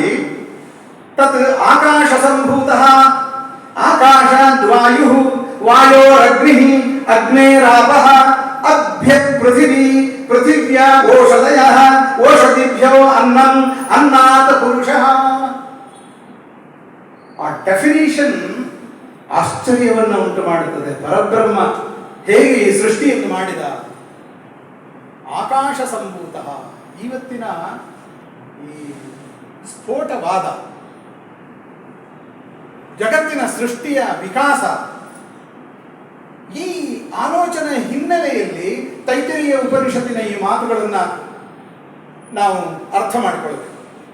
ಆಕಾಶದಲ್ಲಿ ಸ್ಫೋಟವಾಯಿತು, ಆ ಸ್ಫೋಟದಿಂದ ವಾಯುವಿನ ಸೃಷ್ಟಿಯಾಯಿತು, ವಾಯುವಿನಿಂದ ಅಗ್ನಿ, ಅಗ್ನಿಯಿಂದ ನೀರು, ನೀರಿನಿಂದ ಭೂಮಿ, ಭೂಮಿಯಿಂದ ಔಷಧಿ, ಔಷಧಿಗಳಿಂದ ಅನ್ನ, ಅನ್ನದಿಂದ ಈ ಜೀವ ಬದುಕುತ್ತಾ ಇದೆ. ಎಷ್ಟು ವ್ಯವಸ್ಥಿತವಾದ ವೈಜ್ಞಾನಿಕ ವಿಕಾಸವಾದವನ್ನ, ಇದನ್ನು ಹೇಳಿದ್ದು ಮೊನ್ನೆ ಕೆಲವು ಶತಮಾನಗಳ ಹಿಂದೆ ಪಾಶ್ಚಾತ್ಯ ತತ್ವಜ್ಞಾನಿಗಳು ಹೇಳಿದ್ದು. ಆದರೆ ಸಾವಿರಾರು ವರ್ಷಗಳ ಹಿಂದೆ ನಮ್ಮ ಉಪನಿಷತ್ ಋಷಿಗಳು ಹೇಳಿದ್ರಲ್ಲ, ಪರಬ್ರಹ್ಮ ಸೃಷ್ಟಿಯ ರಹಸ್ಯವನ್ನ ಈ ವಾಕ್ಯದಲ್ಲಿ ಹಿಡಿದಿಟ್ಟರಲ್ಲ, ಎಂತಹ ಅದ್ಭುತವಾದಂತಹ ಆಲೋಚನೆ ನೋಡಿ. ಅದು ಬಹಳ ಮುಖ್ಯ. ಆದರೆ ಆಶ್ಚರ್ಯ ಕೂಡ ನೋಡಿ. ಈಗ ಅಗ್ನೇರಾಪಃ, ಬೆಂಕಿಯಿಂದ ನೀರು ಹುಟ್ಟಿತು ಅನ್ನೋದು ಅವಾಸ್ತವ ಅಲ್ಲ. ಆದರೆ ಸೃಷ್ಟಿಯ ವಿಕಾಸದಲ್ಲಿ ಅದು ಹೌದು, ವಿಜ್ಞಾನದ ಬೆಳಕಿನಲ್ಲಿ ಅದು ಹೌದು. ನನಗೊಮ್ಮೆ ಅವಧಾನದಲ್ಲಿ ಒಂದು ಸಮಸ್ಯೆ ಕೇಳಿದರು. ತಂದೆಯನ್ನು ಕೊಲ್ಲುವವರು, ತಾಯಿಯನ್ನು ಕೊಲ್ಲುವವರು ನನಗೆ ಬೇಕಾದವರು ಅಂತ ಬರುವ ಒಂದು ಮಾತದು. ತಂದೆಯನ್ನು ಕೊಲ್ಲುವುದು ಅಂತಂದ್ರೆ ನೀರು ನಮಗೆ ಬೇಕಾದವರು. ಅಗ್ನೇರಾಪಃ, ಅಗ್ನಿಯಿಂದ ಹುಟ್ಟಿದ ನೀರು, ನೀರು ಮಗ, ತಂದೆ ಅಗ್ನಿ, ಆ ನೀರಿನಿಂದಲೇ ತಂದೆಯಾದ ಅಗ್ನಿಯನ್ನ ನಾಶ ಮಾಡಲಿಕ್ಕಾಗ್ತದೆ. ಅಂತಹ ನೀರು ನನಗೆ ಬೇಕು ಅನ್ನೋದು ಅದರ ಅರ್ಥ. ತಾಯಿಯನ್ನು ಕೊಲ್ಲುವ ಒಂದು ಬಾಳೆಹಣ್ಣು ಹುಟ್ಟಿ ತನ್ನ ತಾಯಿಯನ್ನು ಕಳೆದುಕೊಳ್ತದೆ. ಅದು ಬಾಳೆ ಗಿಡವನ್ನು ತುಂಡು ಮಾಡಿ ಅದು ಮತ್ತೊಮ್ಮೆ ಇನ್ನೊಂದು ಮಗುವನ್ನು ಹೆರೋದಿಲ್ಲ, ಬಾಳೆ ಗಿಡ. ಹಾಗೆ ತಂದೆಯನ್ನು ಕೊಲ್ಲುವ, ತಾಯಿಯನ್ನು ಕೊಲ್ಲುವವರು ನನಗೆ ಆತ್ಮೀಯರು ಅನ್ನುವಂತಹ ಮಾತಿನ ಸಮಸ್ಯೆ. ನಮ್ಮ ಪರಿಮಿತವಾದ ಜ್ಞಾನಕ್ಕೆ ಅಗ್ನಿಯಿಂದ ನೀರು ಹುಟ್ಟಿತು ಅನ್ನುವುದು ಅವಾಸ್ತವ ಅಂತ ಅನಿಸಿದರೂ ಕೂಡ ವೈಜ್ಞಾನಿಕ ಸತ್ಯ ಅದು. ಅದನ್ನೇ ತೈತೀರಿಯ ಋಷಿಗಳು ಹೇಳಿದರು. ಇನ್ನೂ ಒಂದು ಸೊಗಸಾದ ಮಾತಿದೆ. ಈ ಉಪನಿಷತ್ತಿನ ಋಷಿಗಳು ಎಷ್ಟೋ ಕಡೆ ಕವಿಗಳ ಹಾಗೆ ಮಾತಾಡ್ತಾರೆ ಅಂತ ನನಗೆ ಅನಿಸ್ತದೆ.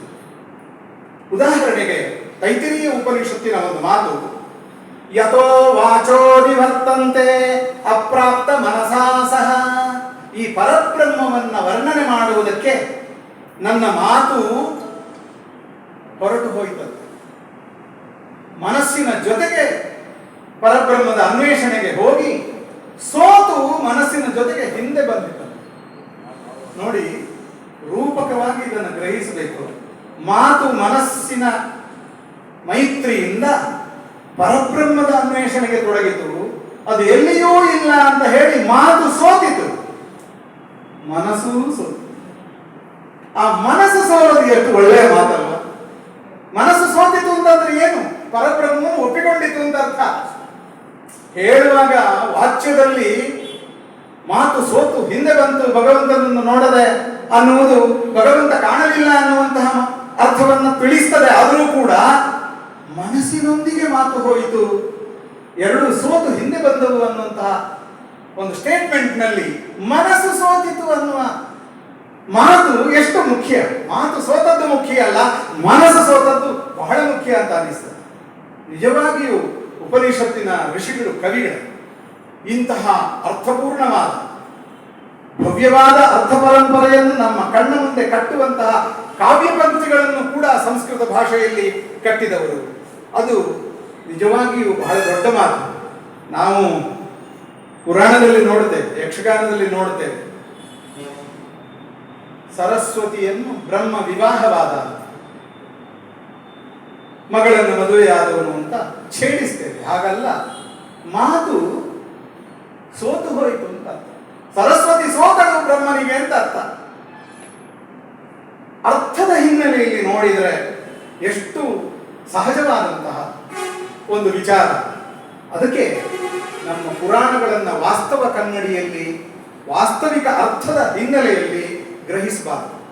ಅವುಗಳಿಗೊಂದು ವಾಚ್ಯಾತೀತವಾದಂತಹ ಕಾವ್ಯಾತ್ಮಕವಾದ ಅರ್ಥ ವೈಭವ ಇದೆ ಅಂತ ಗಮನಿಸಬೇಕು. ನೋಡಿ, ತೈತೇರಿಯ ಉಪನಿಷತ್ತು ಇನ್ನೊಂದು ಮಾತು ಹೇಳ್ತದೆ. ಈ ದೇವರು ಒಬ್ಬನೇ ಕುಳಿತುಕೊಂಡು ಅವನಿಗೆ ಬೋರ್ ಆಯ್ತದೆ. ಏನ್ ಮಾಡುದಪ್ಪ, ನಮ್ಗೆ ಎಷ್ಟೋ ಬಾರಿ ಬೋರ್ ಆಗ್ತದೆ ನೋಡಿ. ಆಗ ನಾವು ಹೊರಗಡೆ ಸಂತೆಗೆ ಬರ್ತೇವೆ, ಪೇಟೆಗೆ ಬರ್ತೇವೆ, ಉತ್ಸವಕ್ಕೆ ಬರ್ತೇವೆ, ಜನಜಂಗುಳಿ ಇದ್ದಲ್ಲಿ ಬರ್ತೇವೆ. ಹಾಗೆಯೇ ಭಗವಂತನಿಗೆ ನಮಗೆ ಏಕಾಂಗಿತನ ಎನ್ನುವ ಭಾವನೆ ಬಂದು ನಾನು ಬಹುವಾಗಬೇಕು ಅಂತ ಬಯಸಿದನು.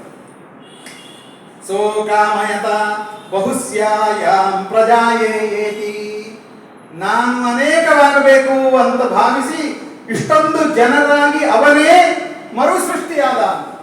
ದೇವರಿಗೆ ಬೇಜಾರಾದದ್ರಿಂದ, ಏಕಾಂಗಿತನ ಬಾಧಿಸಿದ್ದರಿಂದ ಈ ಲಕ್ಷೋಪಲಕ್ಷ ಜೀವಿಗಳಾಗಿ ಅವನೇ ಪ್ರಕಟನಾದ. ಅದ್ವೈತವಾದಕ್ಕೆ ಹತ್ತಿರವಾದ ಮಾತಿದು.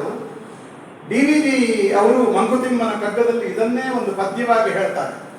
ಸುಮ್ಮನೊಬ್ಬಂಟಿ ಎಂತಿಹುದು ಬೇಸರಬಹುದು ಹೊಮ್ಮುವೆನು ಕೋಟಿ ರೂಪದಲ್ಲಿ.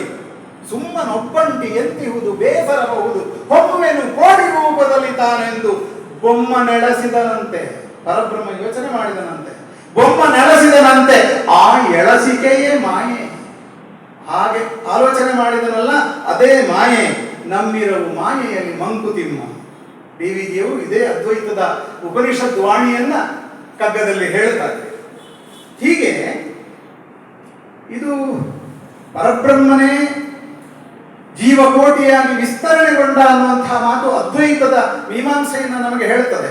ಆದರೆ ಆರಂಭದಲ್ಲಿ ಗುರು ಶಿಷ್ಯರು ಭಗವಂತನ ಹತ್ತಿರ ಪ್ರಾರ್ಥನೆ ಮಾಡುತ್ತಾರೆ ಅಂತಂದಾಗ ಅದು ದ್ವೈತವಾಗಿ ಕಾಣಿಸ್ತದೆ. ಎಲ್ಲಿ ಭಕ್ತಿ ಇರ್ತದೋ ಅಲ್ಲಿ ದೇವ ಜೀವ ಭೇದವಾಗಿ ಪ್ರಕಟವಾಗುತ್ತದೆ. ದೇವ ಜೀವ ಸಮಾಗಮ ಇರೋದಿಲ್ಲ. ಭಕ್ತಿ ಇರುವಲ್ಲಿ ದೇವರು ಬೇರೆ, ಜೀವ ಬೇರೆ, ಅದು ದ್ವೈತ. ಇಲ್ಲಿ ಅದ್ವೈತ. ಹಾಗಾದ್ರೆ ಏನರ್ಥ?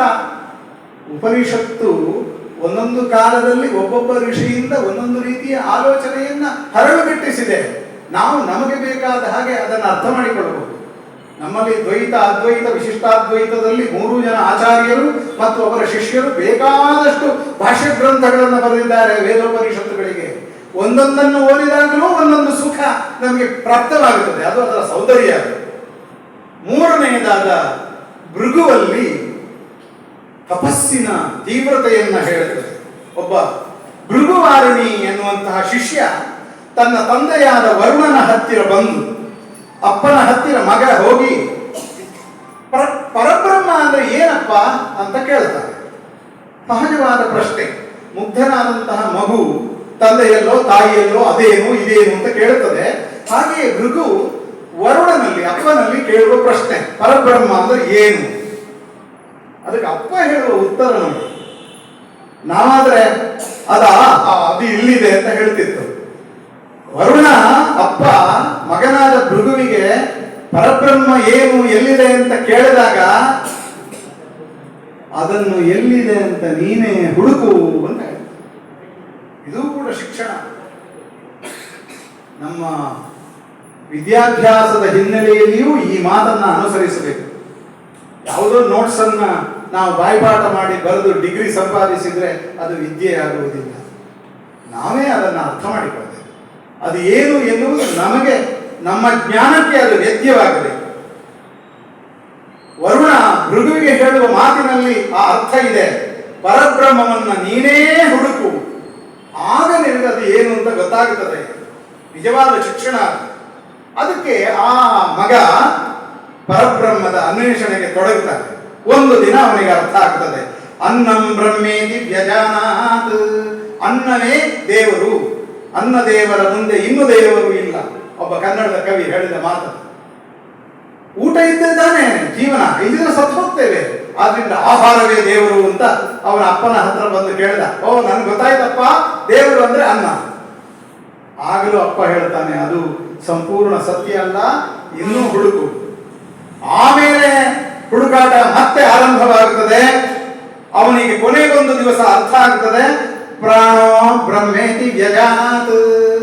ಉಸಿರಿದೆಯಲ್ಲ, ಉಸಿರು ನಿಂತಾಗ ನಾವು ಸಾಯ್ತೇವೆ. ಹಾಗಾದ್ರೆ ಈ ಪ್ರಾಣವಾಯುವೇ ದೇವರು ಅನ್ನುವಂತಹ ಒಂದು ಸಿದ್ಧಾಂತಕ್ಕೆ ಬಂದು ಅಪ್ಪನ ಹತ್ರ ಹೇಳ್ತಾನೆ, ಅಪ್ಪ ಅಪ್ಪ ನನಗೆ ಗೊತ್ತಾಯಿತು, ದೇವರು ಸಿಕ್ಕಿದ. ಆಗಲೂ ಅಪ್ಪ ಹೇಳ್ತಾನೆ, ಅಲ್ಲಪ್ಪ ಇನ್ನೂ ನಿನ್ನ ರಿಸರ್ಚ್ ಮುಂದುವರಿಯಲಿ ಅಂತ. ಆಗ ಮನೋ ಬ್ರಹ್ಮೇತಿ ವ್ಯಜಾನಾತ್, ಮನಸ್ಸಿನಲ್ಲಿ ದೇವರಿದ್ದಾನೆ. ಇಲ್ಲಿ ದೇವರಿದ್ದಾನೆ ಅಂದ್ರೆ ಇಲ್ಲ, ಇಲ್ಲ ಅಂದ್ರೆ ಇದ್ದಾನೆ. ಇದನ್ನು ಮನಸ್ಸಿಗೆ ಸಂಬಂಧಪಟ್ಟದಲ್ವ, ಎಲ್ಲ ಗೊಂದಲಗಳು ಮನಸ್ಸಿನಲ್ಲಿ ಸೃಷ್ಟಿಯಾಗ್ತದೆ. ಆದ್ರಿಂದ ಮನಸ್ಸೇ ದೇವರಿರಬೇಕು ಅಂತ ಮಗ ಹೇಳಿದಾಗ ಅಪ್ಪ ಅದನ್ನು ನಿರಾಕರಿಸ್ತಾನೆ, ಇನ್ನೂ ನೀನು ಸಂಶೋಧನೆ ಮಾಡಬೇಕು, ಅದಲ್ಲ ದೇವರು. ಆಗ ಹುಡುಗ ಹೇಳ್ತಾನೆ, ಎಷ್ಟೋ ವರ್ಷದ ಅಧ್ಯಯನದ ನಂತರ, ಆನಂದೋ ಬ್ರಹ್ಮೇತಿ ವ್ಯಜಾನಾತ್. ಎಲ್ಲಿ ನಾವು ಜಗತ್ತಿನ ಸಾಂಸಾರಿಕವಾದ ಸುಖ ಎಲ್ಲವನ್ನು ಮರೆತು ತನ್ಮಯಗೊಳ್ಳುತ್ತೇವೆಯೋ, ತದೇಕ ಚಿತ್ತದಲ್ಲಿ ಭಗವಂತನನ್ನು ಅನುಭವಿಸ್ತೇವೆಯೋ, ಆ ಆನಂದ ಅದು ದೇವರು. ಆನಂದ ಬೇರೆ, ಸುಖ ಬೇರೆ. ಸುಖ ಅಂತಂದ್ರೆ ಈಗ ಚಾಕ್ಲೇಟ್ ತಿಂದಾಗ ಉಂಟಾಗುವುದು ಸುಖ. ಸುಖಕ್ಕೂ ಆನಂದಕ್ಕೂ ಏನು ವ್ಯತ್ಯಾಸ? ಈ ಖ ಅಂತಂದ್ರೆ ಇಂದ್ರಿಯ ಅಂತ ಅರ್ಥ. ಸುಖ ಇಂದ್ರಿಯಗಳಿಗೆ ಹಿತವಾಗುವುದು ಸುಖ. ಈಗ ಫ್ಯಾನಿನ ಕೆಳಗೆ ನಾವು ಕುಳಿತಾಗ ಸುಖ, ಯಾಕೆಂದ್ರೆ ನಮ್ಮ ಸ್ಪರ್ಶಕ್ಕೆ ಒಂದು ಭವ್ಯವಾದ ಅನುಭವ ತಂಗಾಳಿ ತೀಡಿದಾಗ ಉಂಟಾಗುತ್ತದೆ. ಸಂಗೀತವನ್ನು ಕೇಳಿದಾಗ ಕಿವಿಗೆ ಸುಖವಾಗ್ತದೆ. ಮೈಸೂರು ಪಾಕ ತಿಂದಾಗ ನಾಲಿಗೆಗೆ ಸುಖವಾಗ್ತದೆ. ಅದೆಲ್ಲ ಸುಖ. ಆ ಸುಖ ಇಲ್ಲದೆ ಇದ್ದಾಗ ಕಷ್ಟ ಆದ್ರೆ ಇಂದ್ರಿಯಕ್ಕೆ ಅದು ದುಃಖ. ಖಾಕೆ ಕೆಟ್ಟದಂಟು ಮಾಡುತ್ತದೆ ಇಂದ್ರಿಯಕ್ಕೆ. ಆದರೆ ಆನಂದ ಎನ್ನುವುದು ಇಂದ್ರಿಯಾತೀತವಾದದ್ದು. ಇಂದ್ರಿಯಗಳಿಗೆ ನಿಲುಕುವುದು ಮಾತ್ರ ಸುಖ. ಇಂದ್ರಿಯಾತೀತವಾದ ಸುಖ ಬಂದರೆ ಅದು ಆನಂದ ಅಂತ ಹೆಸರು. ಈಗ ಸುಖಕ್ಕೆ ವಿರೋಧ ಶಬ್ದ ಇದೆ, ದುಃಖ. ಆನಂದಕ್ಕೆ ವಿರೋಧ ಶಬ್ದ ಇಲ್ಲ, ಯಾಕೆಂದ್ರೆ ಅದು ಪರಮಾತ್ಮವಾಚಿ. ಅದಕ್ಕೆಲ್ಲಿದೆ ವಿರೋಧ? ಶಬ್ದಶಾಸ್ತ್ರದ ಒಳಗಡೆಯೇ ನಾವು ಅಧ್ಯಾತ್ಮವನ್ನು ಚಿಂತನೆ ಮಾಡಲಿಕ್ಕೆ ಸಾಧ್ಯ ಅನ್ನೋದಕ್ಕೆ ಈ ಉದಾಹರಣೆಯನ್ನು ಕೊಟ್ಟೆ. ಹೀಗೆ ಅನ್ನಂ ಬ್ರಹ್ಮೇತಿ ವ್ಯಜಾನಾಥನಿಂದ ತೊಡಗಿ ಪ್ರಾಣದಲ್ಲಿ ದೇವರು ಇದ್ದಾನೆ ಅಂತ ಭಾವಿಸಿ ಮನಸ್ಸಿಗೆ ಲಗ್ಗೆ ಹಾಕಿ ಕೊನೆಗೆ ವಿಜ್ಞಾನಂ ಬ್ರಹ್ಮೇತಿ ವ್ಯಜಾನಾಥ, ಬುದ್ಧಿಯೇ ದೇವರು ಅಂತ ತರ್ಕಿಸಿ ಅದೂ ಅಲ್ಲ ಅಂತ ಹೇಳಿ ಆನಂದ ವಲಯದಲ್ಲಿ ಭಗವಂತ ಇದ್ದಾನೆ ಅನ್ನುವಂತಹ ನಿರ್ಧಾರಕ್ಕೆ ಬರ್ತಾನೆ. ಅದಕ್ಕೆ ಭೃಗು ವಾರುಣಿ ವಿದ್ಯೆ ಅಂತ ಹೆಸರು ಅಧ್ಯಾತ್ಮದಲ್ಲಿ. ಇದಕ್ಕೆ ಪಂಚಕೋಶ ವ್ಯಾಖ್ಯಾನ ಅಂತ ಹೆಸರು. ಅನ್ನಮಯ, ಪ್ರಾಣಮಯ, ಮನೋಮಯ, ವಿಜ್ಞಾನಮಯ, ಆನಂದಮಯ. ಈ ಪಂಚಕೋಶಗಳನ್ನ ಅನುಭವಿಸಿದಾಗ ಕೊನೆಗೆ ಆನಂದದ ಅನುಭೂತಿ ಉಂಟಾಗುವುದು ನಿಜವಾದ ಬ್ರಹ್ಮಾನಂದ ಅಂತ. ಬ್ರಹ್ಮ ಸುಖ ಅಂತ ಹೇಳೋದಿಲ್ಲ ಯಾರು, ಬ್ರಹ್ಮಾನಂದ ಅಂತ ಹೇಳ್ತಾರೆ. ಅದು ಬಹಳ ಮುಖ್ಯವಾದಂತಹ ಮಾತು. ಜೊತೆಗೆ ಋಷಿಗಳು ಹೇಳ್ತಾರೆ, ಆದ್ದರಿಂದಲೇ ಅನ್ನಂ ನಾ ನಿಂದ್ಯಾತ್, ಅನ್ನವನ್ನು ನಿಂದಿಸಬೇಡ. ನಾವು ಸಿಟ್ಟು ಬಂದಾಗ ಒಮ್ಮೊಮ್ಮೆ ಊಟ ಬಿಟ್ಟು ಹೋಗ್ತೇವೆ, ತಪ್ಪದು. ಅನ್ನ ದೇವರು ಅನ್ನೋದನ್ನು ಒಪ್ಪಿಕೊಳ್ತಾರೆ ಋಷಿಗಳು. ಅನ್ನವಾನ್ ಅನ್ನಾದೋ ಭವತಿ, ಯಾರು ಅನ್ನವನ್ನು ಕೊಡುವುದಿಲ್ಲ, ಭಿಕ್ಷೆಗೆ ಅನ್ನವನ್ನು ನೀಡುವುದಿಲ್ಲ, ಅವನನ್ನು ಅನ್ನವೇ ತಿನ್ನುತ್ತದೆ, ನಾಶವಾಗುತ್ತಾನೆ ಅವನು ಅನ್ನುವಂತಹ ಮಾತು. ಅನ್ನಂ ನ ಪರಿಚಕ್ಷೀತ, ಅನ್ನವನ್ನ ನಿರಾಕರಿಸಬೇಡಿ ಎನ್ನುವಂತಹ ಉದಾತ್ತತೆ. ಅನ್ನಂ ಬಹುಕುರ್ವೀತ, ಹೆಚ್ಚು ಹೆಚ್ಚು ಅನ್ನ ಮಾಡಿ, ಬೆಳೆ ಬೆಳೆಯಿರಿ ಅಂತ ಅರ್ಥ, ಕೃಷಿ ಮಾಡಿ ಅಂತ ಅರ್ಥ. ಎಷ್ಟು ಒಳ್ಳೆಯ ಸೋಷಿಯಲಿಸಂ ನೋಡಿ ಅದು. ನಾವಿವತ್ತು ಈ ಋಷಿಗಳ ಮಾತನ್ನು ಕೇಳದೆ ಗದ್ದೆಯಲ್ಲಿ ಕೃಷಿ ಮಾಡ್ತಾ ಇಲ್ಲ, ಅಮೆರಿಕಕ್ಕೆ ಹೋಗಿ ಸಾಫ್ಟ್ವೇರ್ ಇಂಜಿನಿಯರ್ಗಳಾಗಿದ್ದೇವೆ. ಮುಂದೊಂದು ದಿವಸ ನಮಗೆ ಆಹಾರ ಕೂಡ ಅಮೆರಿಕದಿಂದ ಬರಬೇಕಾಗ್ತದೆ. ಉಪನಿಷತ್ ಕಾಲದ ಋಷಿಗಳು ಈ ಅವಾಂತರಗಳನ್ನು ಊಹಿಸಿದ್ರು. ಆದ್ದರಿಂದ ಅನ್ನವನ್ನು ಅವರು ನಿರಾಕರಿಸುವುದಿಲ್ಲ, ಅದನ್ನು ಹೆಚ್ಚು ಮಾಡಿ, ಹೆಚ್ಚು ಬೆಳೆಯಿರಿ ಅನ್ನುವಂತಹ ಮಾತನ್ನ ಅವರು ಹೇಳ್ತಾರೆ. ಈ ದೇಹ, ಮನಸ್ಸು, ಬುದ್ಧಿ ಮತ್ತು ಅದರಾಚೆಗಿರುವಂತಹ ಪರವಸ್ತುವಿನ ಆನಂದ ಸ್ಥಿತಿ ಇದೆಯಲ್ಲ, ಇದನ್ನು ಭಗವದ್ಗೀತೆ ಕೂಡ ಹೇಳ್ತದೆ. ಇಂದ್ರಿಯಾಣಿ ಪರಾಣ್ಯಾಹು ಇಂದ್ರಿಯೇಭ್ಯ ಪರಂ ಮನಃ ಮನಸಸ್ತು ಪರಾ ಬುದ್ಧಿರ್ಯೋ ಬುದ್ಧೇ ಪರತಸ್ತು ಸಹ ಅಂತ ಕೃಷ್ಣ ಹೇಳ್ತಾನೆ. ಭಗವಂತನನ್ನು ಹುಡುಕಾಟ ಮಾಡುವುದಕ್ಕೆ ಇಂದ್ರಿಯಗಳು ಬೇಕು, ದೇಹ ಬೇಕು. ಅಲ್ಲಿಂದ ಇಂದ್ರಿಯಗಳಿಗಿಂತಲೂ ಮಿಗಿಲಾದಂತಹ ಮನಸ್ಸಿನ ಸಹಾಯ ಕೂಡ ಬೇಕು. ಅದನ್ನು ತರ್ಕಿಸುವುದಕ್ಕೆ ಬುದ್ಧಿ ಮೆದುಳು ಬೇಕು. ಆ ನಂತರ ವೇದ್ಯವಾಗುವ ಆನಂದ ಸ್ಥಿತಿ ಪರವಸ್ತುವಾಗಿದೆ ಅನ್ನುವಂತಹ ಮಾತನ್ನ ಹೇಳ್ತಾರೆ.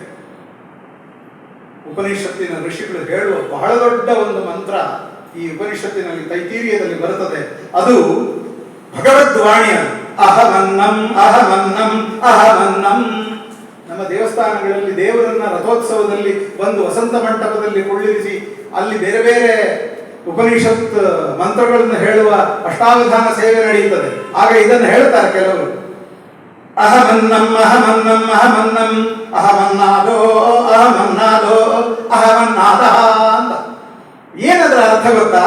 ದೇವರು ಹೇಳ್ತಾನೆ ನಾನೇ ಅನ್ನ ನಾನೇ ಅನ್ನ ನಾನೇ ಅನ್ನ 3 ಬಾರಿ ಹೇಳ್ತಾನೆ.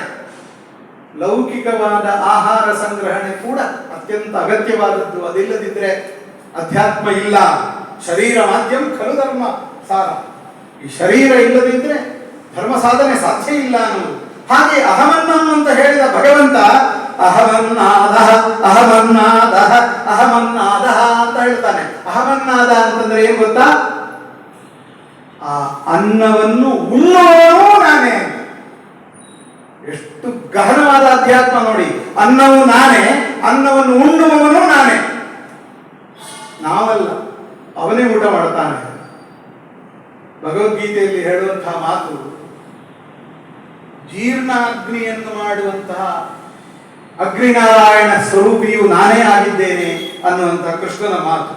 ಹೀಗೆ ಈ ಜ್ಞಾನ ಎನ್ನುವುದನ್ನು ವಿಧ ವಿಧವಾಗಿ ವ್ಯಾಖ್ಯಾನಿಸುವಂತಹ ಒಂದು ಪ್ರಾಮಾಣಿಕ ಪ್ರಯತ್ನವನ್ನ ತೈತಿರೀಯದಲ್ಲಿ ನಾವು ನೋಡ್ತೇವೆ. ಋಗ್ವೇದದ ಮೊದಲ ಮಂತ್ರ ಅಗ್ನಿಃ ಪೂರ್ವೇಭಿಃ ಋಷಿಭಿಃ ಈಡ್ಯಃ ನೂತನೈ ಉತ. ಋಗ್ವೇದದ ಮೊದಲ ಮಂತ್ರ ಇದು. ಅಗ್ನಿಃ ಪೂರ್ವೇಭಿಃ ಋಷಿಭಿಃ ಈಡ್ಯಃ. ಈ ಬೆಂಕಿ ನೋಡಿ, ಬೆಂಕಿ ಅನ್ನೋದು ಪ್ರಾಚೀನವೂ ಹೌದು, ಅತ್ಯಾಧುನಿಕವೂ ಹೌದು. ಪ್ರಾಚೀನ ಯಾಕೆ ಅಂತಂದ್ರೆ ನಮ್ಮ ಸಮಾಜಶಾಸ್ತ್ರದ ಪ್ರಕಾರವೂ ಕೂಡ ಕಾಡಿನಲ್ಲಿ ಮೃಗ ಓಡಿ ಹೋದಾಗ ಗೊರಸು ತಾಗಿ ಕಲ್ಲು ತಾಗಿ ಕಿಡಿ ಹೊತ್ತಿ ಮೊದಲು ನಾಗರಿಕತೆ ಉದಯ ಬೆಂಕಿಯನ್ನು ಕಂಡು ಹುಡುಕಿದಾಗ. ಪ್ರಾಚೀನ ಕೂಡ ಹೌದು ಅಗ್ನಿ. ಇವತ್ತು ಬೆಳಿಗ್ಗೆ ನಮ್ಮ ಮನೆಯ ಒಲೆಯಲ್ಲಿ ಬೆಂಕಿಯನ್ನು ನಾವು ಪ್ರತಿಷ್ಠೆ ಮಾಡಿದ್ದೇವೆ. ಅದು ಆಧುನಿಕವೂ ಹೌದು.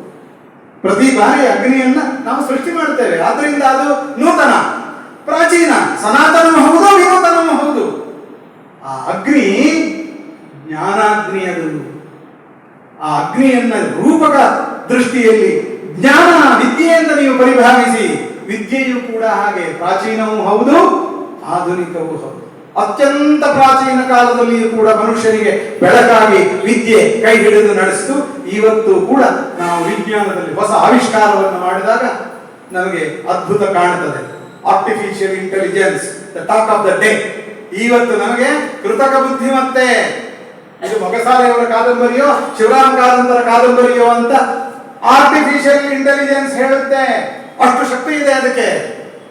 ಇನ್ನೂ ಅದು ಏನೇನು ಕಂಡು ಹುಡುಕುತ್ತೋ ಗೊತ್ತಿಲ್ಲ. ಅಂದ್ರೆ ಜ್ಞಾನ ಎನ್ನುವುದು ಪ್ರಾಚೀನತಮ ಹೌದು, ಆಧುನಿಕವಾದದ್ದು ಹೌದು. ಅದರ ದಿವ್ಯ ಉಪಾಸನೆಯನ್ನ ಮಾಡುವುದೇ ತೈತ್ತಿರೀಯ ಉಪನಿಷತ್ತಿನ ಗುರು ಶಿಷ್ಯರ ಸಮಾಗಮದ ರಹಸ್ಯ. ಇದನ್ನು ಅಲ್ಲಗಳೆಯದೆ, ಲೌಕಿಕವನ್ನ ಅಲ್ಲಗಳೆಯದೆ, ಪಾರಲೌಕಿಕ ಚಿಂತನೆಯಲ್ಲಿ ಸದಾ ವ್ಯಸ್ತವಾಗುವಂತಹ ಒಂದು ಭವ್ಯವಾದಂತಹ ಚಿಂತನ ಕ್ರಮ ತೈತ್ತಿರೀಯ ಉಪನಿಷತ್ತಿನಲ್ಲಿ ನಮಗೆ ಪ್ರಾಪ್ತವಾಗಿದೆ. ಆದರೆ ಆ ರಹಸ್ಯವನ್ನ ಪ್ರಾಮಾಣಿಕವಾಗಿ ಅರ್ಥೈಸಿಕೊಂಡು ನಮಗೆ ಅನ್ವಯಿಸುವ ಯೋಚನೆಯನ್ನು ನಾವು ಮಾಡದೇ ಇದ್ರೆ ಉಪನಿಷತ್ತಿನ ಹಿರಿಮೆ ಭಾರತೀಯರಿಗೆ ದಕ್ಕುವುದೇ.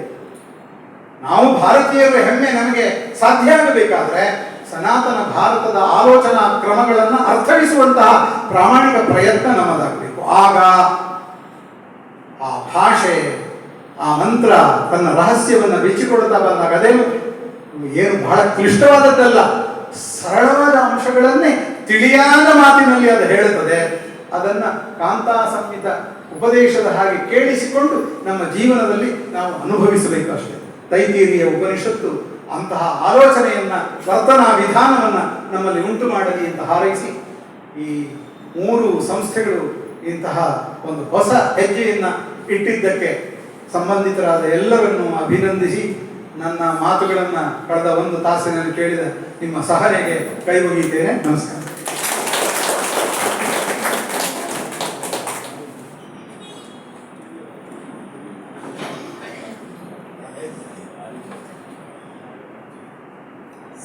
ತಾವು ಹೇಳಿದಂತೆ ಮಾತು ವಿಸ್ತಾರವೂ ಆಗಬಾರದು, ಸಂಕ್ಷಿಪ್ತವೂ ಆಗಬಾರದು. ತಾವು ವಿಸ್ತಾರವನ್ನು ಸಂಕ್ಷಿಪ್ತವಾಗಿ ನಮಗೆ ಮನದಟ್ಟು ಮಾಡಿದ್ದೀರಿ.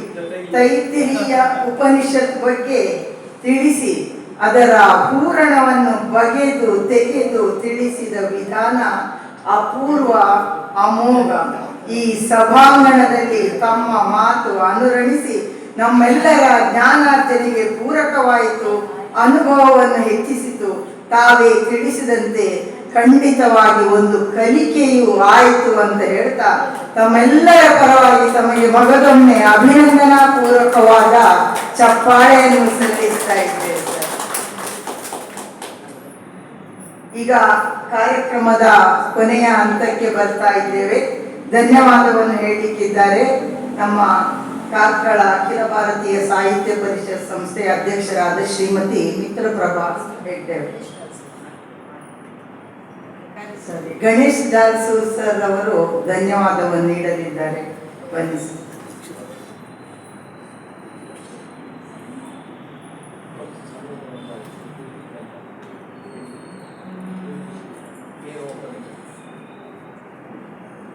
ಆದರಣೀಯ ಸುಸಂಸ್ಕೃತ ಕನ್ನಡ ಮನಸ್ಸುಗಳೇ, ಜನವರಿಯಿಂದ ಪ್ರಾರಂಭಗೊಂಡು ಫೆಬ್ರವರಿಯನ್ನು ದಾಟಿ ಮಾರ್ಚ್ಗೆ ಮುಕ್ತಾಯಗೊಂಡು ಏಪ್ರಿಲ್ನಲ್ಲಿ ಈ ಕಾರ್ಯಕ್ರಮವನ್ನು ಸವಿತಾ ಇದ್ದೇವೆ.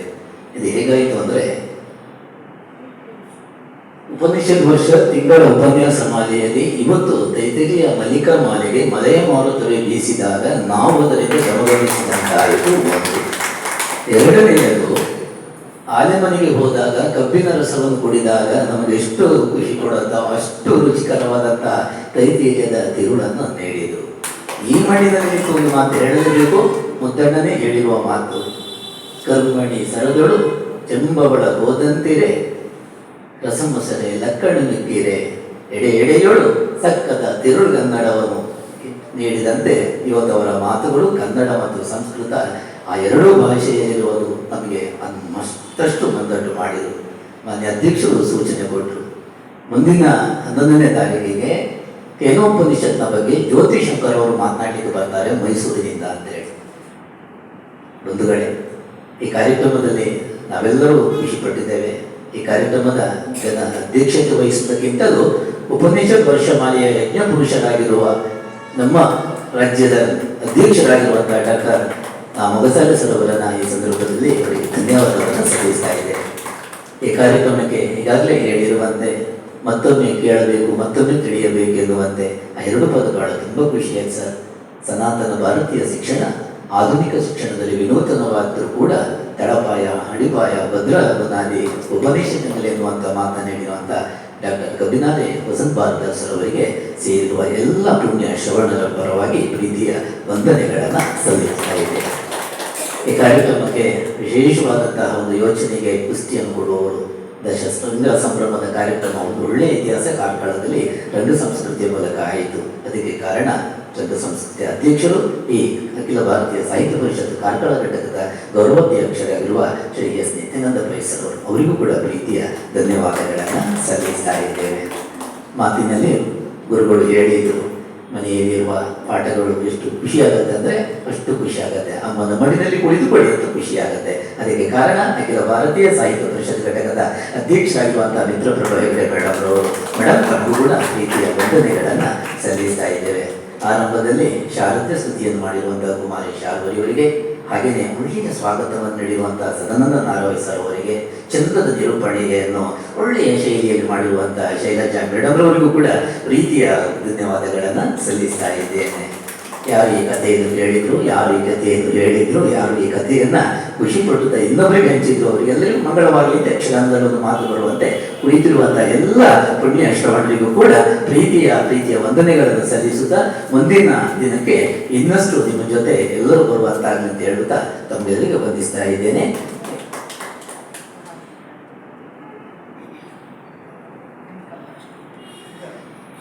ಇವತ್ತಿನ ಸಭೆಯಾದಂತಹ ಉಪಹಾರವನ್ನು ನೀಡಿದರು ಕಮಲೇಶ್ ಕಾಮತ್ ಅವರು. ಅವರು ಉಪಸ್ಥಿತಿ ಇದೆ ಅಂತ ಕಾಣ್ತಾರೆ. ಎಂ ಕಮಲೇಶ್ ಕಾಮತ್ ತಾವು ದಯಮಾಡಿ ಬರಬೇಕು ಸರ್. ಮಾನ್ಯ ಅಧ್ಯಕ್ಷರಿಂದ ತಾವು ಇದನ್ನು ಸ್ವೀಕಾರ ಮಾಡಬೇಕು ಎಂದು ಕೇಳ್ಕೊಳ್ತಿದ್ದೆ.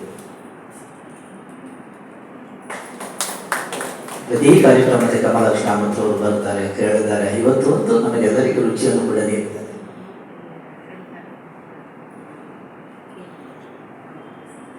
ಅದೇ ರೀತಿ 2 ಕಾರ್ಯಕ್ರಮದ ಪ್ರಾಯೋಜಕತ್ವವನ್ನು ನೀಡಿದವರು ಕೆ ಕಮಲಾಕ್ಷ ಕಾಮತ್ ಎಂಬುದನ್ನು ಕೂಡ ಅಧ್ಯಕ್ಷರು ತಮ್ಮ ಗಮನಕ್ಕೆ ತಂದರು. ಅದನ್ನು ಸಭೆಗೆ ಇಟ್ಟಿಗೆ ಸಂತೋಷಪಡುತ್ತಾ ಈ ಕಾರ್ಯಕ್ರಮ ಮುಂದಿನ ದಿನಗಳ ನಿರೀಕ್ಷೆಯ ನಾಗಿರೋಣ. ಎಲ್ಲರಿಗೂ ನಮಸ್ಕಾರ.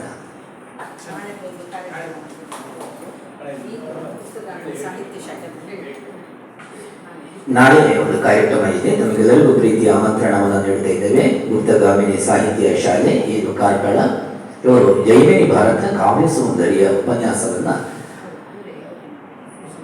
ಮಾನ್ಯ ಡಾಕ್ಟರ್ ಕವಿನಾಯ ವಸಂತ ಭಾರತ ಸರ್ ಅವರು ನೀಡಲಿಕ್ಕಿದ್ದಾರೆ. ನಮಗೆ ಇದೊಂದು ಭಾಗ್ಯವೂ ಕೂಡ ಹೌದು. ನಾಳೆ ಕೂಡ ಹಾಗೆ ಬೆಳಗ್ಗೆ ಮಳೆ ಬರಲಿ, ಸಂಜೆ ಬಿಡುವಾಗಲಿ, ಮಾತಿನ ವರ್ಷಧಾರೆ ಸುರಿಯಲಿ ಅಂತ ಕೇಳ್ಕೊಳ್ತಾ ಇದ್ದಾರೆ.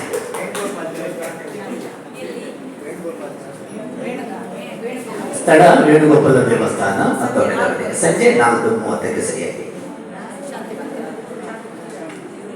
ಸುಂದರ ಧನ್ಯವಾದ ನೀಡಿದ ಗಣೇಶ್ ದಾಸ್ ಸರಿ ಕೂಡ ಅಭಿನಂದನೆಗಳು ಹಾಗೂ ಅಭಿವಂದನೆಗಳು. ಶಾಂತಿ ಮಂತ್ರದೊಂದಿಗೆ ನಮ್ಮ ಕಾರ್ಯಕ್ರಮವನ್ನು ಮುಗಿಸೋಣ. ಸರ್ವೇ ಭವಂತು ಸುಖಿನಃ, ಸರ್ವೇ ಸಂತು ನಿರಾಮಯ, ಸರ್ವೇ ಭದ್ರಾಣಿ ಪಶ್ಯಂತು ಮಾ ಕಚಿತ್ ದುಃಖ ಭಾರ್ಗವೇ. ಓಂ ಶಾಂತಿ ಶಾಂತಿ ಶಾಂತಿ.